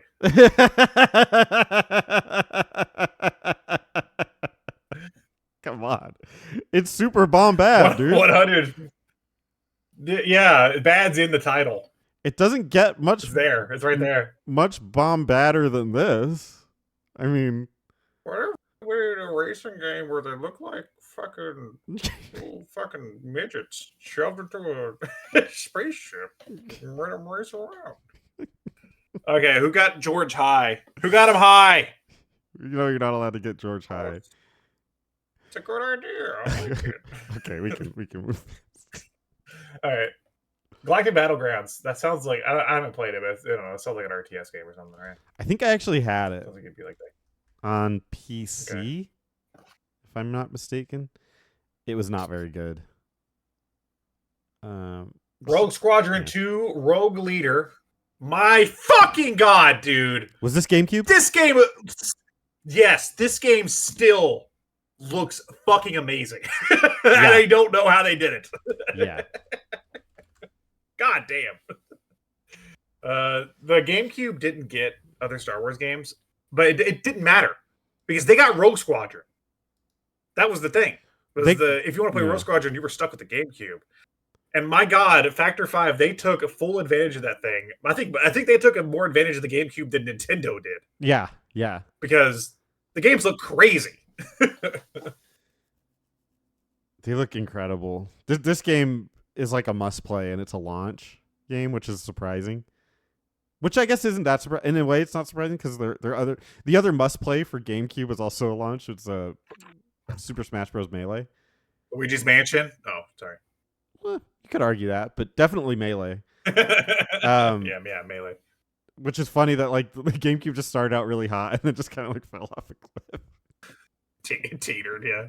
Oh wait, Spencer, we gotta be careful. We know our audience. We can't say that. Oh yeah, okay. No, it was always great. That's why it did so well and performed incredible in the sales. No, this game is incredible. Like so much fun. If you ever wanted to recreate like spaceship shooters in Star Wars, you do it in this game. It's just perfect. It's as close to perfect as you're gonna get, and like just beautiful, breathtakingly beautiful. What a fun game. And in terms of the Rogue Squadron game, this is the best one. So if you're interested in playing Rogue Squadron and you just want to play one of them, this is the one you should probably play. Was it better than 3? I actually never Yeah, played. Okay. I like 3, and we'll talk about it, but 3 has a few issues. Rogue Squadron 2 though is the like pinnacle of the Rogue Squadron series, and also it's like if we had like a list of like the top 10 Star Wars games of all time, this would be up there. Yeah, for sure. So yeah, this is the one. Like, it's crazy. There's a reason that like whenever I see people like test Dolphin out on like different things, like I saw like where people were doing it on like the Xbox Series S, where they could use that to play games. This is like one of the games they'll test because it did just push that system to its limits. And that makes sense. So it's like incredible. The Crisis for GameCube. It's a Crisis for GameCube, I guess. Gotcha. So, speaking of Crisis, I'm going to have a Crisis if we spend too long in the next game. This is Star Wars Obi-Wan. Another launch title. Xbox. Not a good one. Man, the GameCube got Rogue Squadron 2 and the Xbox got fucking Obi-Wan. Oh, man. I remember seeing this and it's like, wow, this looks great. Like on the when it was coming out and they were doing previews of everything. Yeah. Gaming doesn't look better than this. Well, and it's sad this is where the Xbox games start, because in my honest opinion, and I have most of them, I think I'm missing a couple, but like the Xbox had the most, I think the best assortment of Star Wars games. Just for that, just for the original Xbox. Well, it's got my favorite Star Wars game, that's for sure. Obi-Wan. Yeah, this is it. You're looking at it. If you're looking at the footage of this, the guy that's playing this only runs through the game front flipping. So he's just he's just front flipping through the level. It's an incredibly awkward game. I can imagine. I have played it. I have played it. I've never sat all the way through it though. Star Wars Racer's Revenge is a sequel to Episode 1 Racer. I've never actually played this one, but like I know it had got a recent like re-release on like PS4 and stuff. So I wonder if it's any good. Never dipped into it though. I mean, it looks more of the same. Yeah. That can't be a bad thing, right? I guess. I don't know. I guess. Star Wars. George, get out of here. Star Wars Jedi Star Wars Jedi Starfighter. It's another one of the Starfighter type games, but it's just based on the prequel stuff. I you know what? I have played this one again. Fine game, fine like flight game. I think at this point though, this one and the first Starfighter are very underwhelming because Rogue Squadron exists. So it's like, yeah, like it does the job. And again, I would argue, I would just argue that nobody really cared about the Starfighters. Yeah, about the prequels. The prequel ships. Yeah. Just didn't care. We were all focused on Jar Jar. By this time, Episode 2 had come out, right? No, maybe not quite yet. No, this is the year of Episode 2. This is the year of Episode 2. Okay. Yeah, 2002, right? Yeah. So, Star Wars Jedi Knight 2, Jedi Outcast. This is outside of the first Dark Forces, this is the Kyle Katarn game. This is like also held in high regards as like one of the best Star Wars games of all time, and it does kind of just do what like Dark Forces 2 did, but better. As being like a 3D Jedi simulator, I guess. Okay. Very cool game though. Very fun game. Star Wars Galactic Battlegrounds Clone Champions. Oh, there it is, Spencer. We get our first little seep of Episode 2 into our games here. Let's immediately move past this, whatever this is. Yeah. Star Wars Episode 2, Attack of the Clones. This is the only game just called Attack of the Clones, and it's for the Game Boy Advance. Yeah, so that I don't have confidence. No. In whatever this is. Star Wars: The Clone Wars. I actually own and have played this. This is an Xbox game, And what I find to be funny was that this was a pack-in for a bit. You would get it. So they used to do Xbox pack-ins where you would get like 2 games with your Xbox, and they would come on the same disc and like in the same box. I remember that. Yeah. So this was packed in with Tetris Worlds, and that is the most common way you're going to find this one. And I think that's the way I have it too. Yeah, most people tie those together. Yeah, if you really like Tetris and Star Wars Episode 2, we got the package. Guess what? I got the product for you. Very eclectic game. The other one I have. Well, like the other one I have makes sense because the other one I have which is the one I had as a kid. It's the Jet Set Radio Future and Sega GT pack-in. Yep. That one makes sense because they're both Sega games. So it's like, okay, like yeah, like that makes sense because you're getting 2 Sega games. But what the fuck does Tetris Worlds have to do with Clone Wars? Who knows, man? Why? Why? I guess if you don't care about Star Wars, you got Tetris. I mean, everyone likes Tetris, right? I guess. There you go. Fine enough game. Star Wars: The New Droid Army. Never even heard of that one. No. The new Droid Army. Okay, I see THQ on it. Let's move on. Star Wars Bounty Hunter. Hey, remember earlier we were talking about people jacking off to Boba Fett? Well, I think George knew it by that point in the prequels because he made a little guy named Jango Fett. Yeah. And it was Boba Fett's daddy, and he was like, "What if we make him a game?" So here we are. Kind of. I mean, it's a fun game. This one did get re-released recently too. Yes, it's a fun game. It's a good. I think it kind of follows in like a similar path of like Shadows of the Empire, but it's less impressive because I mean games at this point we're doing a lot more. You know, that was always my opinion on this game. Was like it's cool that you can do it, but why?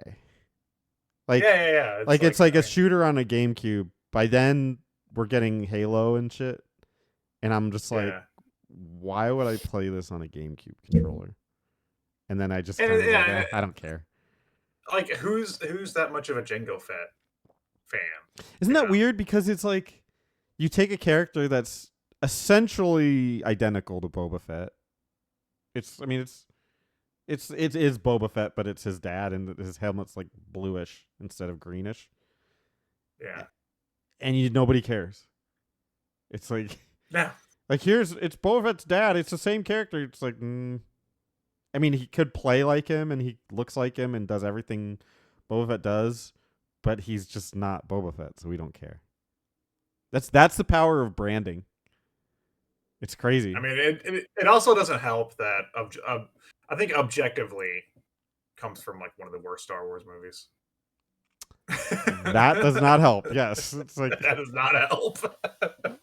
Like that 2 is a very good point. Not a good movie. Like even compared to its brothers and sisters in the prequel trilogy. Yeah, it's the lowest point. It's the lowest point. I think too, like from a Star Wars perspective, this was when Episode 2 releasing. And the fallout of it, maybe where people are like, okay, maybe Star Wars isn't perfect. Because I think even Episode 1 with all its flaws, it was still like, we got Star Wars finally again. And we got things out of it that are cool, so we're happy. But this Episode was like... Yeah. Like, Episode 1 was like, no, like, they'll get it right next time. Like, they'll get it right next time. Like, this is, like the building blocks, right? Yeah. And then the building block. And then Episode 2 is like, oh, they're not going to get it right. Yeah. Oh, okay. This is an interesting one. Yeah. What is it? Star Wars Galaxies: An Empire Divided. Never heard of it. Tell me about it. You never heard of Star Wars Galaxies? Really? No, I guess it makes sense. I guess it makes sense that you haven't heard of it because it's a PC game. Star Wars Galaxies was the attempt to make Star Wars an MMORPG like EverQuest. Oh. Oh, and it went for a okay. while. The original concept was you could be anything in it that was like a Star Wars thing. So you could be like a smuggler, or you could be whatever, other classes. And a Jedi was like a very, very hard thing to obtain. So you weren't necessarily required to become a Jedi. It was just kind of do what you want. I never got to play it. I would because I never had a PC that could handle it until way, way later, and by then it was essentially dead. But I was always fascinated by it, and people that played it said it was actually pretty good. Eventually, they would streamline it and I think make it free to play to a point. And then once that happens, usually it means that the game's over because they ransack it and it loses all of its what makes it a game. But at the time, it was very interesting in how they tried to make it, and it did have a dedicated fan base. Now, it's not the last MMORPG that they would make that's based off of Star Wars, which we'll get to, I'm sure. But it's an interesting one because it's more in line with EverQuest and the old style. And it did have a community to it. So this is something I would like them to revisit and potentially bring back in a larger scale. So hopefully they do that. I doubt they will, but it's an interesting concept. I'm sure you can still play, right? Every one of those games has like like a fan setups, server right? that they keep up. Yeah. Yeah. You could try it. It's again, it's a dead thing, and those are good in concept, but these games exist to be in a multiplayer, like massive multiplayer world. Once you strip that out, they're empty solo player games. So cool idea. Speaking of empty games, I'm just kidding. We're not doing. Let's take a shot at the best game in the fucking franchise. Pieces of shit. Star Wars: Knights of the Old Republic. Holy shit! Yeah. This is the point in my life where I started sucking on BioWare's big fat dick. I know people have done that before that with like Baldur's Gate and stuff. I didn't play those at this point, but oh my god, Knights of the Old Republic, dude, is not even like probably the best Star Wars game. It's just a fucking fantastic game. Just like you can just remove Star Wars from it, dude. And the fact that like this game is this good and it worked across PC and home console in 2003 is mind blowing. Yes. Yeah. I mean, it's not without its janks, but it is. Man, if you wanted like the journey to become a Jedi, like power trip, like the feel of it, there's nothing better. And that's really one of the major things people like from Star Wars is that journey from a regular person to a Jedi Knight. And this created its own universe. I mean, it's Star Wars, but it's like way in the past. Yeah, it's truly a long time ago. Which is very smart to be like, okay, well, this is like a long time ago. Yeah. It has its own unique twist, which is really well done.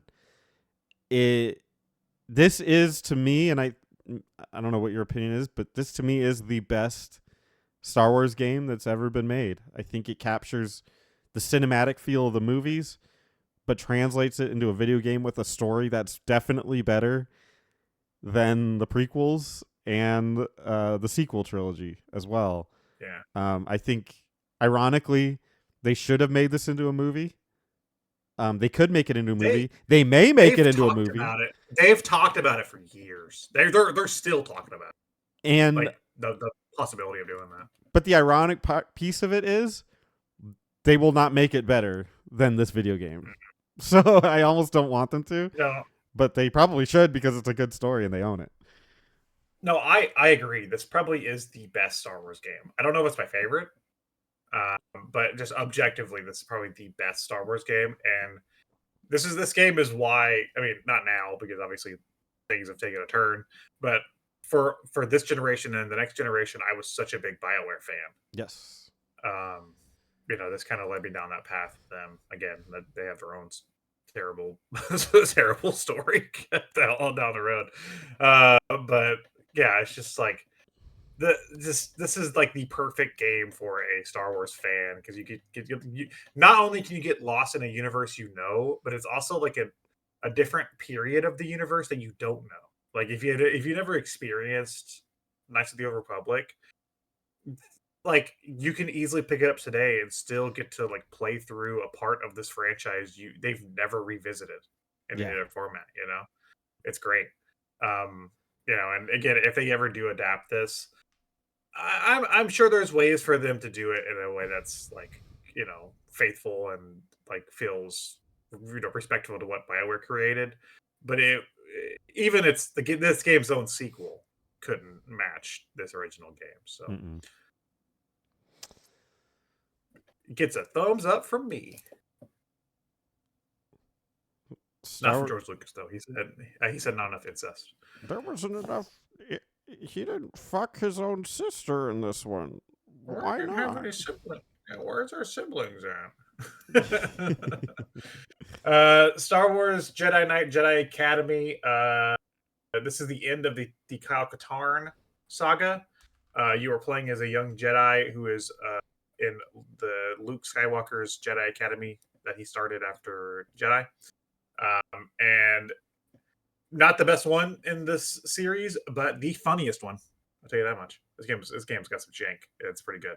But you do get to make your own little Jedi, little fucker, and you get to run around, and it's fun. It does everything the previous 3 games did, but got some new elements to it. So this is where that franchise kind of ended, though. A friend of mine said that he was obsessed with the multiplayer in this game. Yeah, it's the multiplayer is pretty fun in this game. And it's got this game does a lot right, I think, in terms of like fan service and just being a fun like send off to Kyle Katarn and crew. Mm-hmm. But it's also got some jank. The lightsaber fights in this game are garbage. Whenever you're like fighting whenever you're fighting a computer, it doesn't feel like there's any skill involved. You're just like it's luck. It's like you're just kind of mashing your lightsaber button to try to hit the other player, trying to hit the other guy. Okay. So, yeah, some of the like platforming is kind of gross. So, but no, overall, I think Jedi Academy is a good game. What I find interesting is that the most notable games of this era have nothing to do with the movies, whereas before, like that was all that they were. Yeah. We'll get there in a minute, but yeah, definitely. Rogue Squadron 3, Rebel Strike. This is my favorite Rogue Squadron game. I know that kind of contradicts what I said about playing 2. Rogue Squadron 3 is a stupid game. It still has everything that made Rogue Squadron great, but they added on foot missions. Which weird. Control like dog shit. They control like absolute dog shit, but they're fun. Okay. It's like it's kind of like power battles where I'm like, I know this isn't great, but like I'm having a ton of fun doing it. Yeah. And I mean, this game knows that like this is probably like their last go. Like they have so much fun with it. They put the arcade games in here. The opening cutscene of this game, whenever you like the little splash animations that whenever you like start up a game and it shows like the people who made it, they play like the Star Wars disco version from the 70s, and it has all the characters dancing on like a disco floor and stuff. It's so stupid. Yeah. There's like speeder levels in this one that are really fun. This game overall, I think, has the best variety of the Rogue Squadron games, but not the best quality, as you can tell by they dipped into the 7s on this one. Yeah, Rogue Squadron 2 is a better game, but Rogue Squadron 3 I think is a more fun, just goofy game. I think it just has a lot going on that I like. Gotcha. So this is probably one of my favorite Star Wars games, but I know it's kind of stupid at points. I haven't played it. I only played 2. It's fun. Yeah, I would recommend giving it a go. A friend of mine actually just recently told me that they loved this game. Yeah, put it on your Steam Deck, dude. Give it a little play. Yeah. Star Wars Flight of the Falcon for Game Boy Advance. I don't want to play it. It's a flight game on the Game Boy Advance. Get it away from me. Here's one. That's a yes. If we're battling for the best Star Wars games of all time, maybe the sequel might be up there more. But oh my god, do I love Battlefront? You were talking a minute ago about most of the games aren't based on like things from the movies. Battlefront is, and Battlefront is fucking fantastic. What a good ass game! It's a fun game to play single player, co op, versus. It had a great online like the idea of I can't believe it took them this long, but the idea of doing like this kind of like massive multiplayer game in a way, but with just the battles in Star Wars. I don't know why they took them till 2004 to piece it together. Well, They should probably do that. I will say with Attack of the Clones, the one thing they did that was smart, and it doesn't necessarily make for a great movie, but it makes for a great like expanded universe and especially for video games, was they made the stormtroopers have like much more. They gave them like new weapons, and Yeah. it had like a war feel to it. Because I think war movies were getting Well, really they popular. had well. Oh, it's what's funny is that in Star Wars, there's not many wars. Well, a lot of Except the for wars are like like space episode battles. 2. Yeah, and well, they're space battles, or they're like implied, or they're off screen, or they're like Yeah. really brief. But in Attack of the Clones, like there's actual like war happening. Yeah. Like and so like well, and I episode like 1 did it that. too, but it was very goofy because it was the Gungans.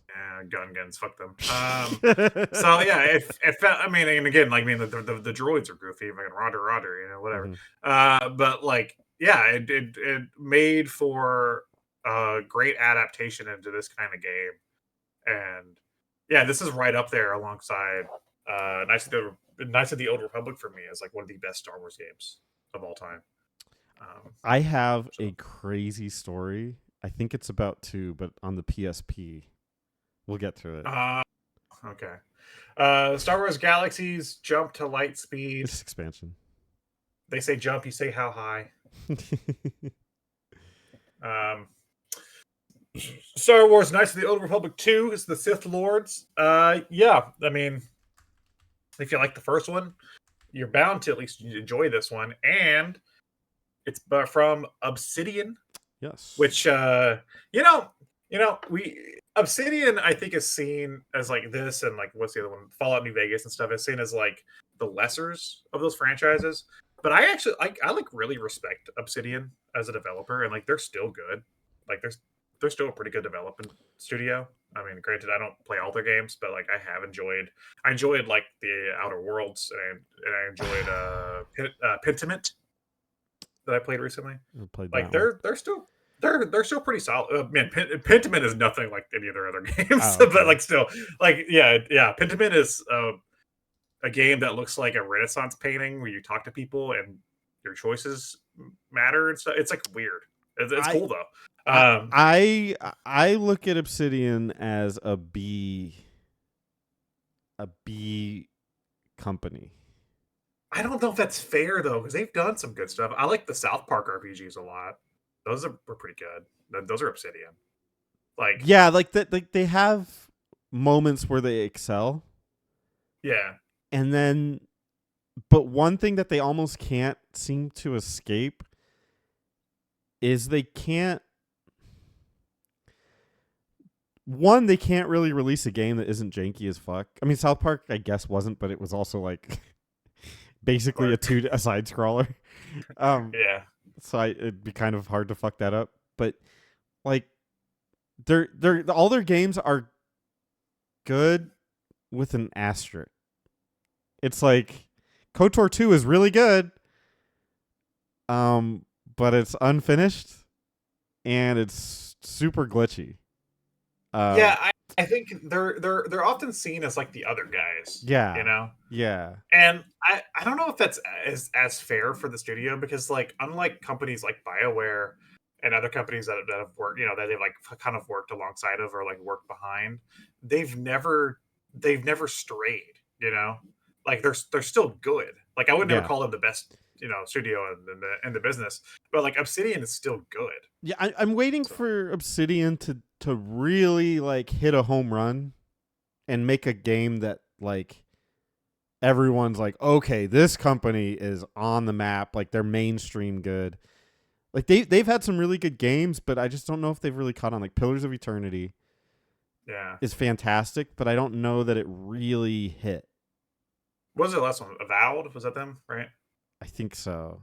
It's just Avowed. whenever you you know hear what? about I should try Avowed. like whenever you hear about their games, it's always like, oh, it's like this other game that's really legendary, and you're like, yeah, it's oh, true. Whenever Avowed came out, it was like you like Skyrim. yeah. If you like Skyrim, you like this. It's like Yeah. another game, another company's really good game. It's like that.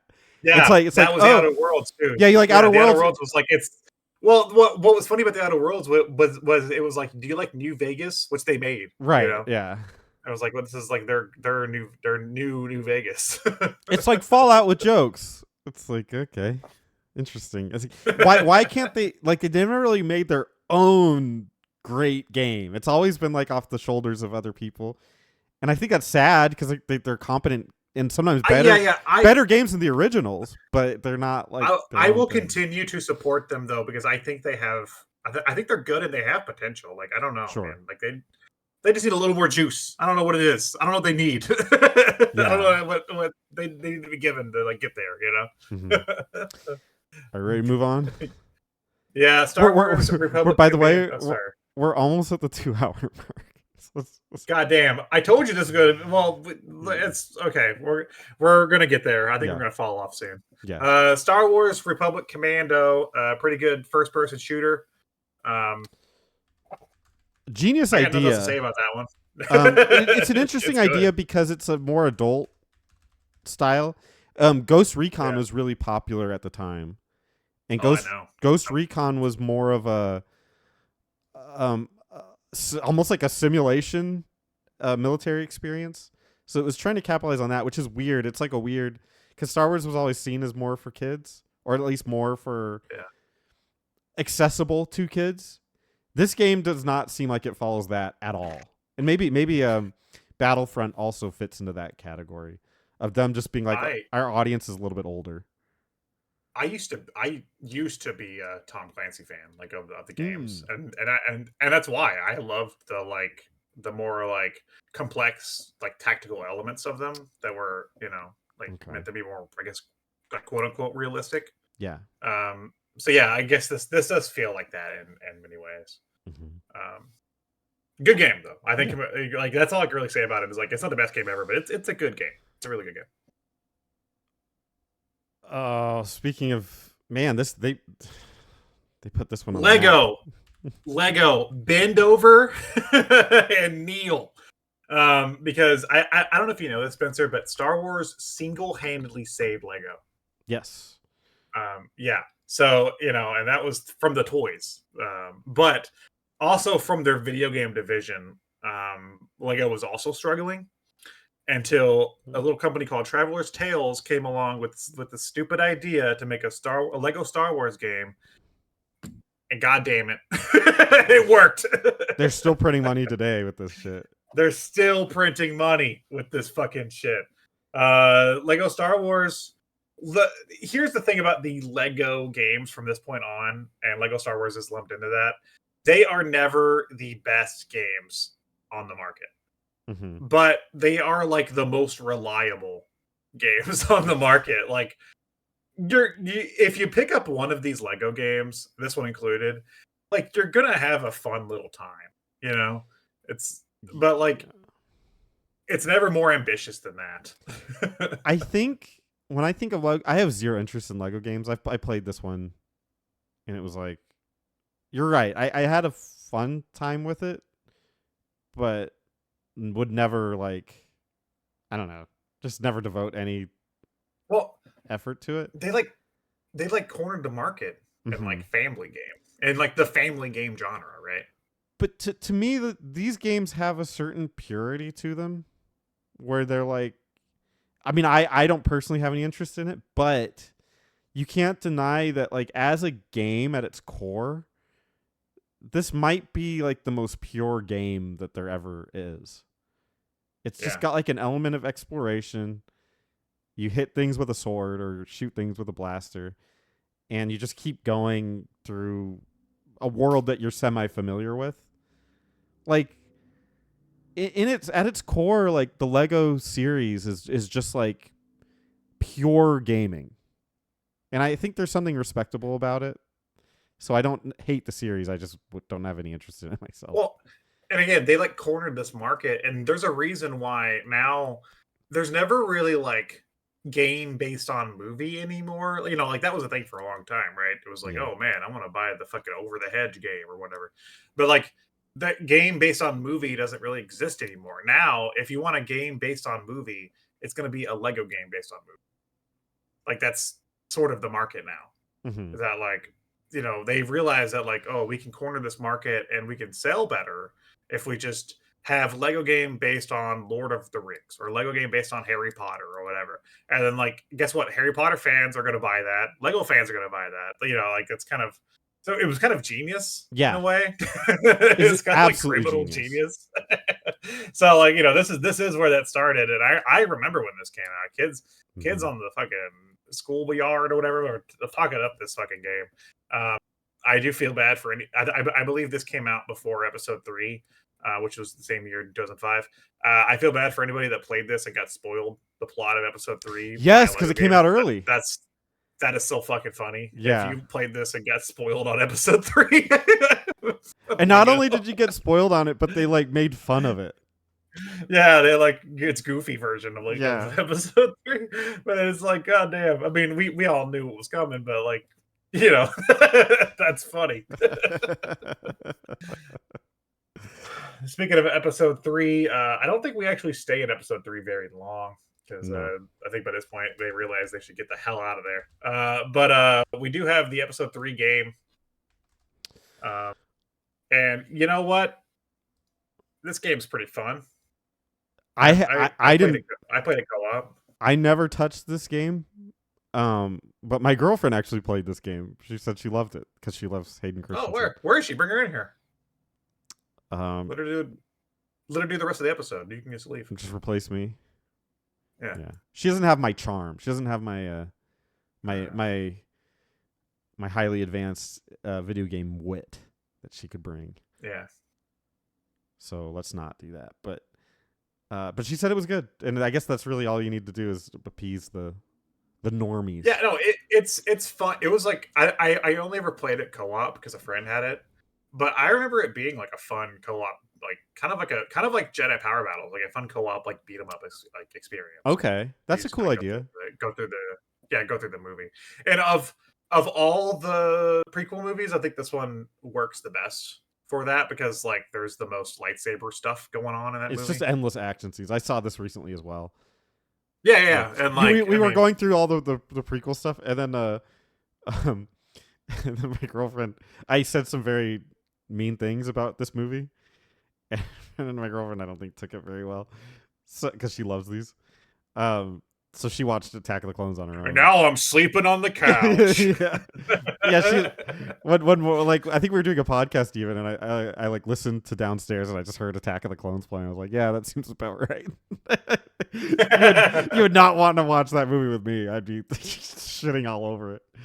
But it looks good. It looks good. Yeah, I mean, you know, again, that movie of all the Star Wars movies, this is the most like just shut your brain off and I guess watch the pretty light show, you know, because there's gonna be there's gonna be flips and fucking lightsabers and stuff everywhere. But like, so it made the most sense, I guess, for this kind of game. Star Wars Galaxy's got some shit. Rage of the Wookiees. All right, calm down. What are you so mad about? Star Wars Galaxy's total. So include all the games, I guess. All of it. Yeah. Star Wars Battlefront 2. So this is the big one. I think this is even bigger than Battlefront 1 because it has stuff from the prequels and the original trilogy. And my fucking god, I played a lot of this game. In terms of, I think if there's a top 5 Star Wars games of all time, I think this goes right under KOTOR. Okay, it's so good. It's got a great single player, great co-op online. It's got It's got battles from the original trilogy, from the prequels, characters from all the game, from all the series, lightsaber duels. Like, god damn it, man! Like, this is the multiplayer game. Like, it was so fucking fun back in the day. I think if you had original Xbox, this was like up there with Halo 2. This is like quintessential like bros coming over playing Xbox with you, you know? Can you Like, check into when the PSP version released? oh, I thought you were gonna say a mental hospital. I was like, I can't. Check me into a mental hospital, please. I accidentally put up footage of Battlefront 2, like the newer one, so I had to just manually change that. Ew! So I had Get like, it off there. Little stroke. But can you check when the PSP version released? I'm trying to match up if this happened, because my story might even get crazier if it's like at the certain time. Okay, hold on. Let me. Because I currently have the other stuff going as visuals, so I can't change it. Okay, I have the wiki brought up. I think oh yeah, PlayStation Portable. Is it? I'm trying to see if it has a release dates. I don't see release dates. I do see it was on PSP. Which I never played it. I played some of the there's some Battlefront spin-offs on PSP. I don't think I ever played this one on PSP, but from what I can tell, it was just at the same time. There's no dates given here. Hold on, wait. PlayStation Portable, Xbox, and November 1st. So yeah. Okay, then yes. It was just so my story gets even crazier. Time. Okay, because it was Halloween, because you could get it a day early if you pre-ordered it or whatever. It was on Halloween that I got this game on the PSP, but I didn't have a car, so I rode the bus to my mall, and I went there, but you'd have to stay late because it was like GameStop would do these like late releases, and which I don't know why my parents were like okay with that. That is so strange because it's not characteristic of it at all. Because I was still in high school, and I went to the mall. We call it Metro Center, which is not really a thing anymore. And on my way to the mall, a guy in a red or an orange clothes started talking to me, and I was so like young and naive. I didn't know anything. I was like, whatever. So I was sitting on the bus talking to this guy, and he opened up to me that he had just gotten out of prison. I can't remember what for. But that, for some reason, because I'm like a retarded child, it didn't scare me away or anything. And we just hung out the entire day because I was waiting for GameStop to do their like late night release. So we like went to the food court and just hung out. And then eventually he's like, all right, I gotta go. And I gave him some money to like eat or something. I can't remember. And he just gave me a big hug and then left. And that was it. It was so bizarre. Like now, that would be like mortifying. Like I'd be horrified to hear that story and understand that I didn't get raped or killed or my head chopped off or whatever. But that happened. It was so bizarre. And then all this to get Battlefront on the PSP because I wanted something to play on my dying PSP console. Okay, but the story gets crazier because I get the game, and so I come home on the bus. And it drops me off near my house, and I'm walking on the busy street, waiting to turn into my street. And remember, it's Halloween night.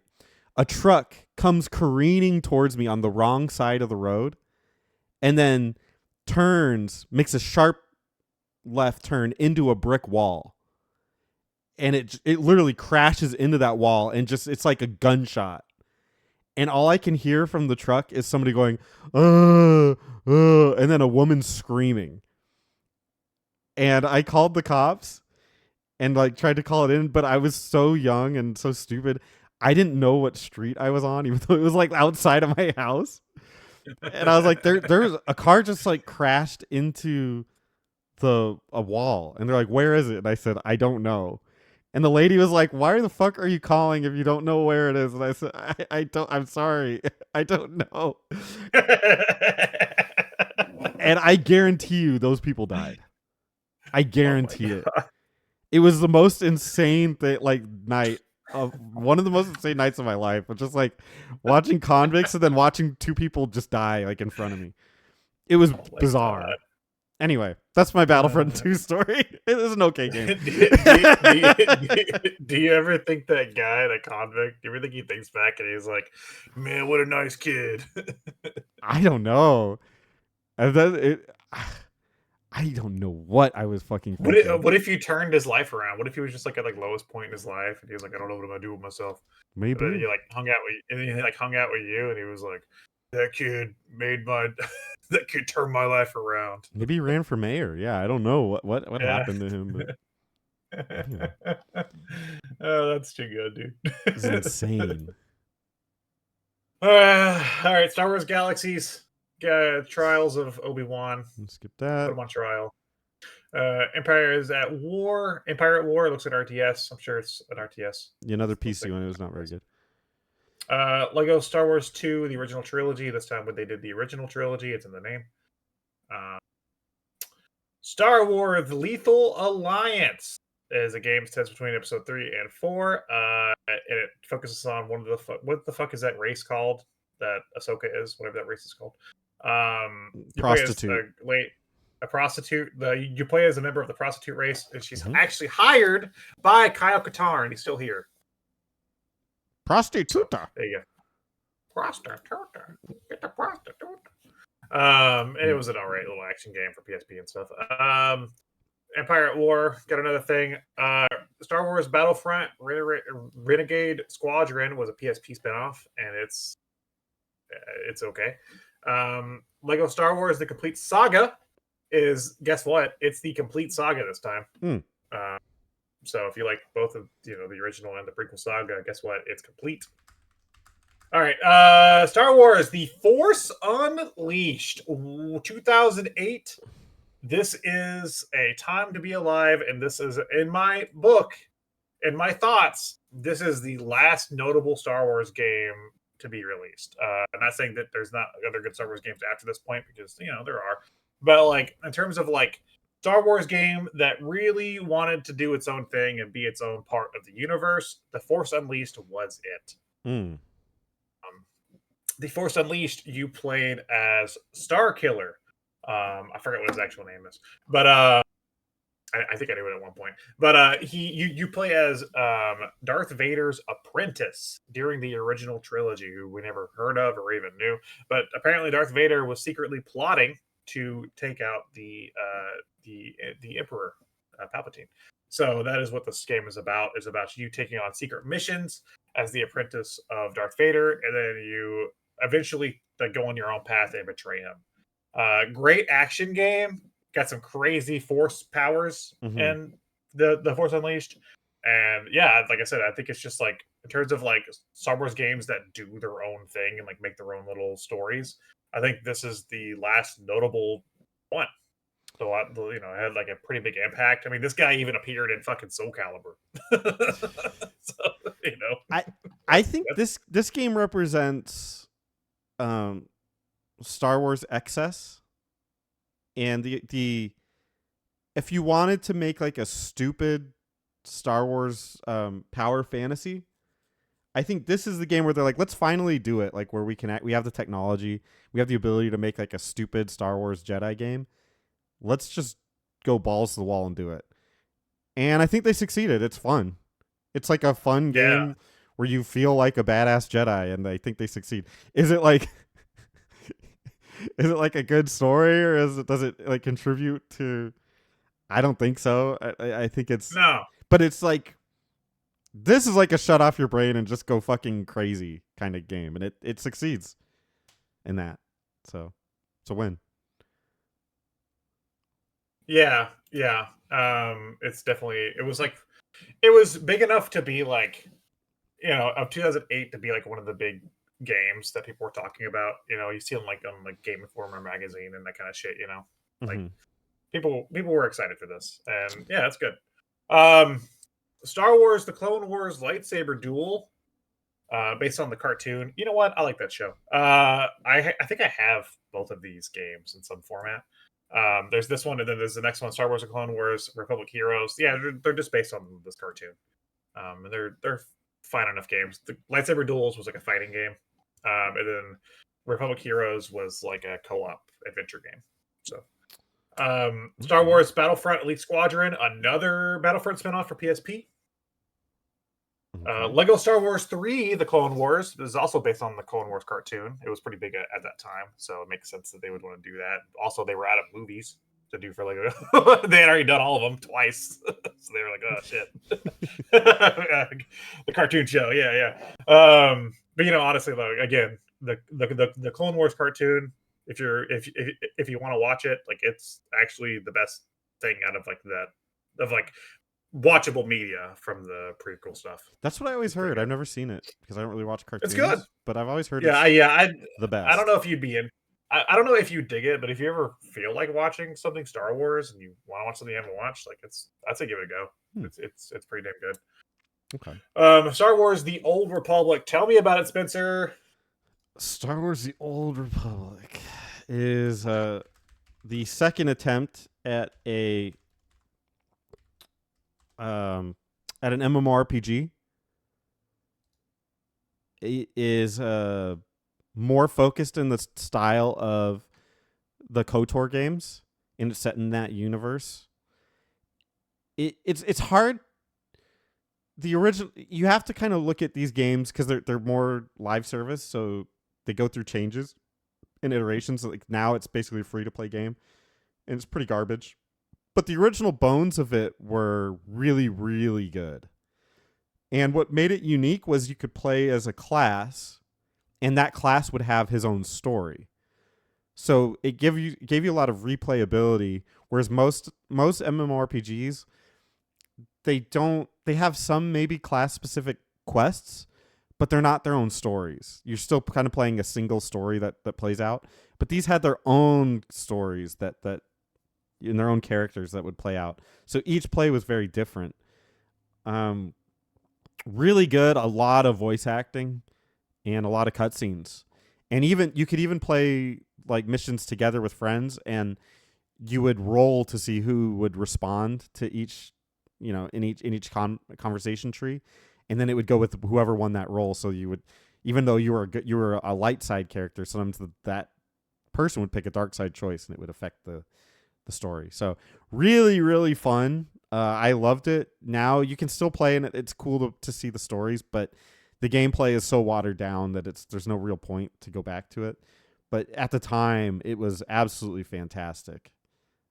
Probably one of the best MMORPGs ever made, I would argue. Speaking of the best things ever made, in 2010, Xbox released the best peripheral that really shook the world, took it by storm. It was called the Xbox 360 Connect. It really changed the way that all of us experience video games, and I can't imagine gaming without it. So, of course, in 2012, Connect Star Wars came out, which is one of the landmark titles in gaming history, because it contained 4 mini games in which players can control the movement of their Star Wars AI characters. I can't imagine my life without Connect Star Wars. Know where I would be as a person. Changed Why are everything. you laughing? I'm trying to share my life. This is my story. Yeah, this is my story, Spencer. Yeah. I remember the first time I played the Galactic Dance Off, and I got to dance as Darth Vader. Like, I was going through a really tough time, and Spencer, damn it, Spencer, Sorry. you made me crack. You broke the no, the bit's over now. I was trying to do a bit. You made me crack. Star Wars Connect Star Wars is awful. One of the worst games. I don't know why this game was so hyped up. They even made which you know what, admittedly is cool. They even made a 360 for this game that was looked like R2D2, and it was like the slim one. And whenever you put like turned it on, it made like R2D2 noises. Yeah. And then the controller that came with it was gold and like 3 CPU, and it was like, why did you put this much marketing effort into this pile of shit? Yeah. Awful game. Awful game. I'm The best part of the game is that like there's one of the mini games. I have played this, by the way. I had a Connect. There's one of the mini games you can play as the Rancor and just wreak havoc. That's like the only part of the game that's like even remotely fun. Mm-hmm. I apologize for ruining your bit. I just got the visual of somebody trying to hang themselves, getting ready. Like he's on his foot's like on a stool and he's got a noose. Yeah. And he's wrapping his head. And for some reason he's got like the Connect going, and he's just like, things are going well, and then he sees Darth Vader dancing and is like, well, I gotta help him out. And then there's something to live. I have something to live for. It saves his life. It just, I couldn't stop laughing thinking about that. Now talk about video games and products, like, video games are a product that is sold to us, and I have to purchase it. And the next game is one of the most products of all time. It is Angry Birds Star Wars. That is definitely a product. Yes. If I've ever seen one. I mean, look, Angry Birds this is 2012. We were all playing it Yeah. on our stupid little phones. It was cute. It was fun. It makes sense that they would just do a Star Wars themed one. Whatever. Star Wars Pinball. This is by Zen Pinball, who do the Pinball FX stuff, and I actually like Zen Pinball and their games. So like, I actually have the collection of this on Switch that came on a cartridge, and it's just a bunch of tables based on Star Wars, and it's harmless. I mean, it's pinball. I don't know what else more I have to say about it other than like it's good. Like it's not gonna rock the world, but like I guess they kept making stuff because I see the Last Jedi one. Yeah, they're still going. I think the last ones they did was for the newest version of FX. You can buy them. They have one based on the Mandalorian, and then a table based on the old Kenner toys. So yeah, they're still going. But yeah, it's just like, it makes sense that they would start. They do tables for like so many properties. Yeah, it makes sense they would have a line for Star Wars, and like they're like the quote unquote kings of like the digital pinball games, Mm-hmm. and like, yeah, it's good. It's good. If you like Star Wars, like pinball, there you go. Okay. Some more Old Republic stuff. Force Collection. Card Force, game. I don't know what that is. So this is we're getting into like very commercialized shit. Angry Birds Star Wars 2, prequel trilogy. Star Wars Commander. What is this? Strategy game? Just a phone game? I feel like we're gonna have a lot of phone games, aren't we? Yeah. More Old Republic. Rebels recon missions. I don't know what this is. Uprising. Now we're getting into grandpa stuff because we don't know what anything is. More Old Republic.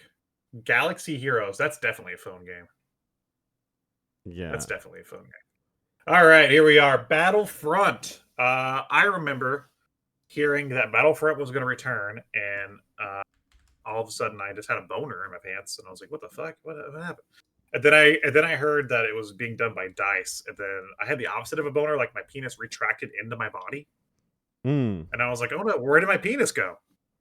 And that's what happened with the Battlefront. No, the newer Battlefront games aren't the worst games ever. I don't understand the point of calling these Battlefront, this one and its sequel, if you're not going to actually make them Battlefront. They should have just called it like a different IP. I guess it was just called Battlefront to sell it. Yeah. But they're not really even Battlefront. They're fine games. I like the first one enough. The second one had some issues that was everywhere. Right? Everyone knew about that. But we'll get to that in time. But this first one, like, I thought it was a good looking game, and like it had some fun multiplayer, but I didn't understand why they were like digging up Battlefront for this when it's not even like close, It's for sales.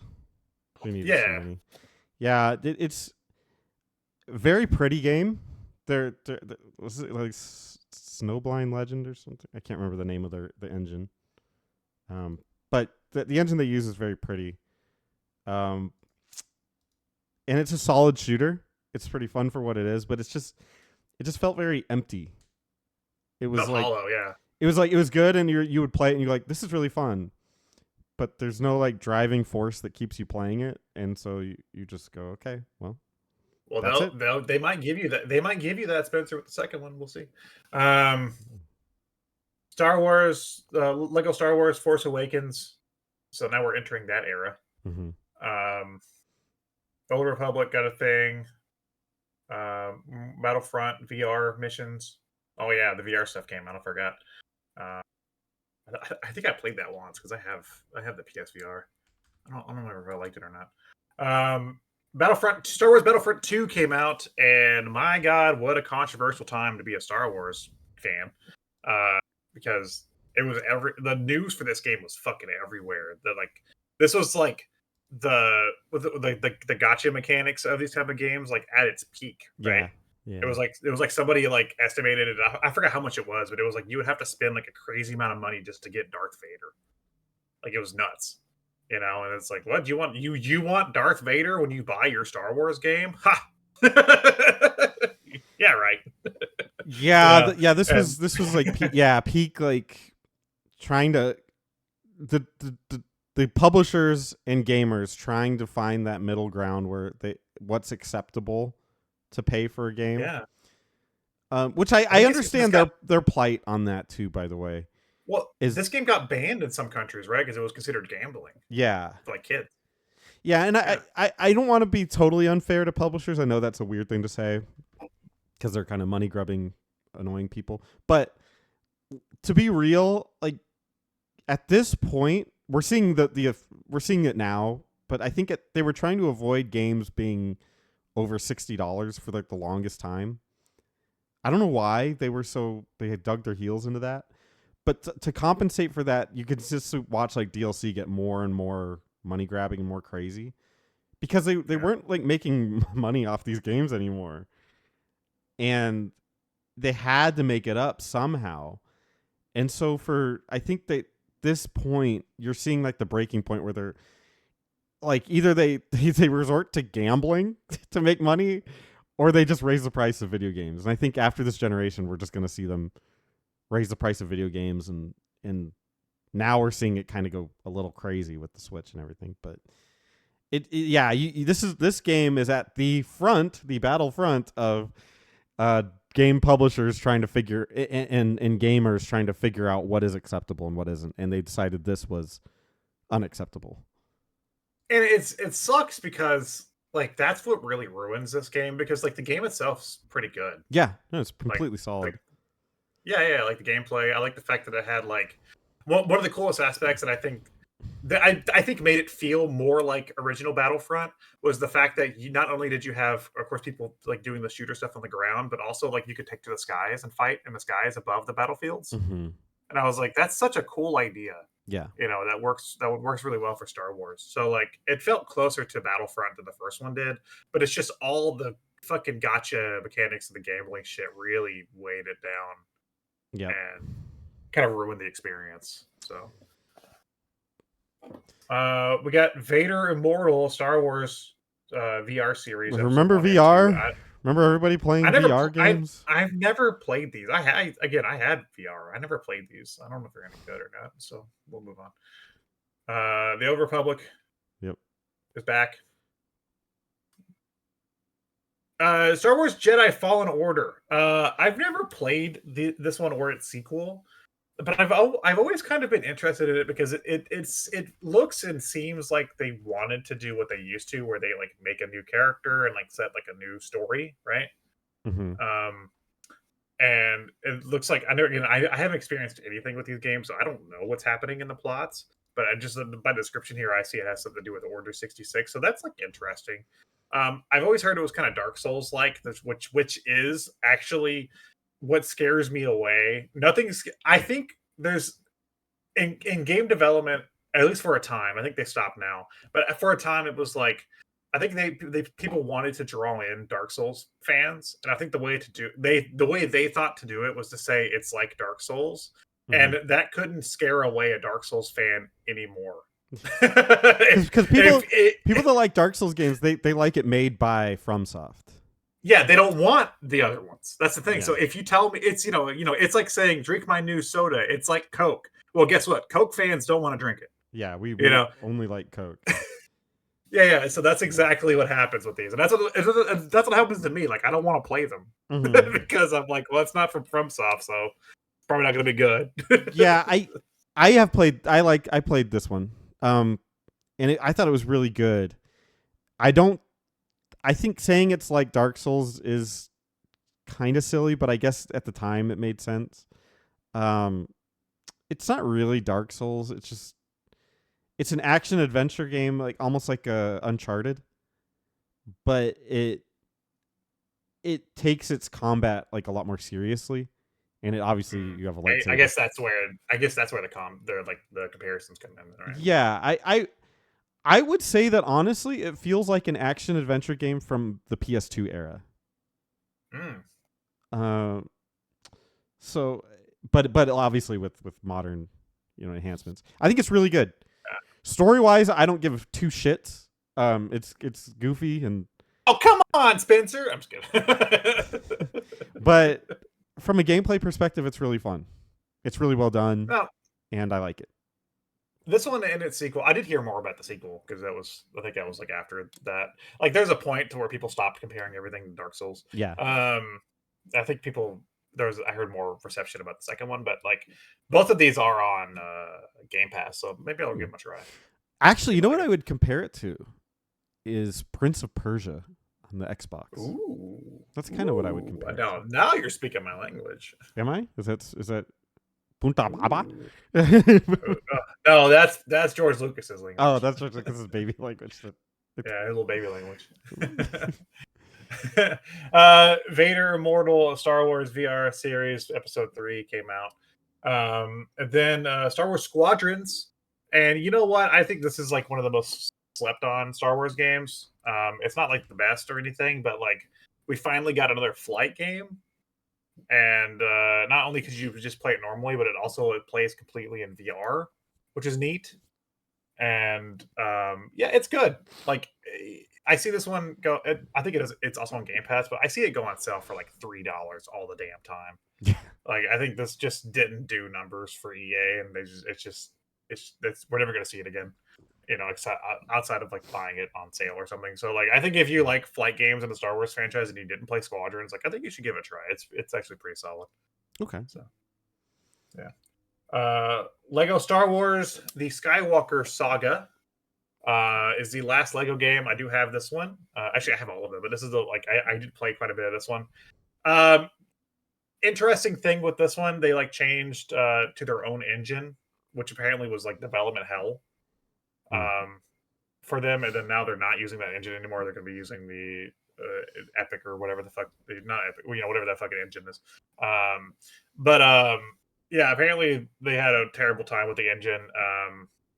This game goes through all 9 movies and has a ton of characters and has a ton of DLC from the shows, and was like it has a lot of fan service. Like, if you want to play as the fucking little orange dude from The Mandalorian that says "This is the way," like you can. I think his name's Quill. It has like that level of like, oh, okay. But like the problem with this game is that there's so much that it's trying to do with all 9 movies that it doesn't do any one of them well. It's just kind of like, because like Lego games at this point aren't the beat 'em ups anymore. They're like third person, and they have shooter element stuff to them, which is cool. But like it feels like with each of the movies, you kind of play through them, and like it feels like you blast through them in like half an hour almost. It's so quick. And the battles are really like mind numbing and stuff. Like, I don't know. There's not enough here. And of course, maybe it's because I'm a 30-year-old man and I'm cynical. There's nothing here that like grabbed me. Like, I thought it was cool about like all the representation and stuff for this, and the game looked good. But like nothing in the gameplay or like nothing really kept me hooked. And I was so confused because when this game launched, I guess because there's so much nostalgia for Lego Star Wars now.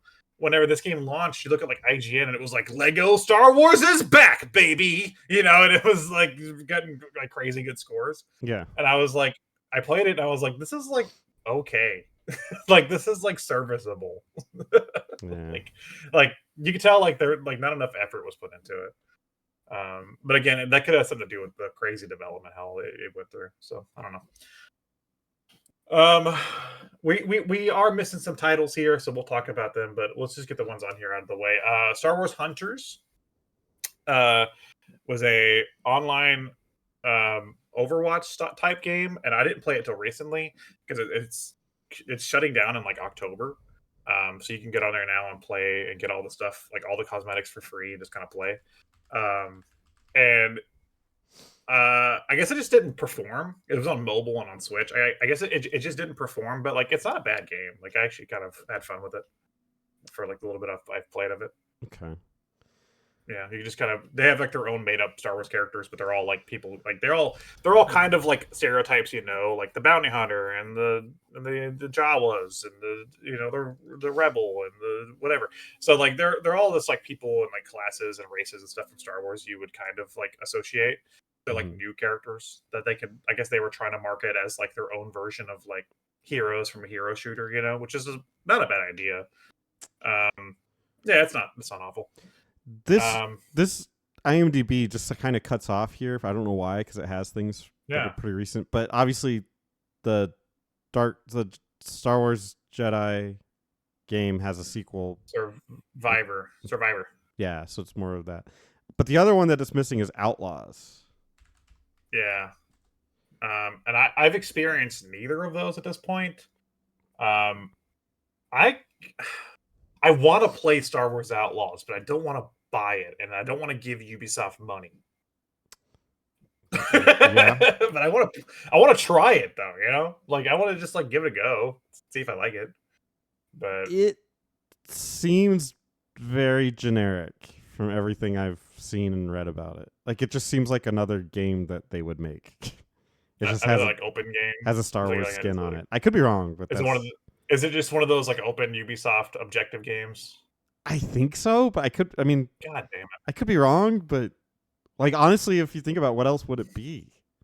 That's why I don't like giving them my money. Yeah. Because that's all they do. I'm a Star Wars fan that has closed the door. Maybe I don't know if I'm probably not alone in that, but I honestly just have like closed off Star Wars from my life at this point. So like, even if something is good, which this could be good, I don't know, but I probably won't play it. And like people told me like Andor is really good, but I'm just kind of season's on right now. I'm just kind of over it. Like anything Star Wars related, I just don't want. I just close the door. Like yeah, probably. Anyway, bye. Like I'm just kind of done with it. I don't do Star Wars anymore. But I don't know. Andor is good though. The second season's on right now. Yeah. Star Wars games, man. What a legacy. What's a long episode, isn't it? Yeah. Holy shit. What are we at? What's our time mark? About 2.5. A little over. Tiny bit over. God damn. Well, this was like a complete look at the Star Wars video game timeline. IMDb, why didn't you update this? Where's the last two? But so yeah, thanks for watching. Let us know in the comments what like Star Wars games really just stood out to you. Are there any that we've skipped over that you would suggest, or there any that you just have we have the wrong opinion on in your opinion? Whatever it is, let us know. Star Wars can be taken in many different ways. If there's one thing we can walk away from this episode all agreeing on, it's that George Lucas is way into incest shit. Yes.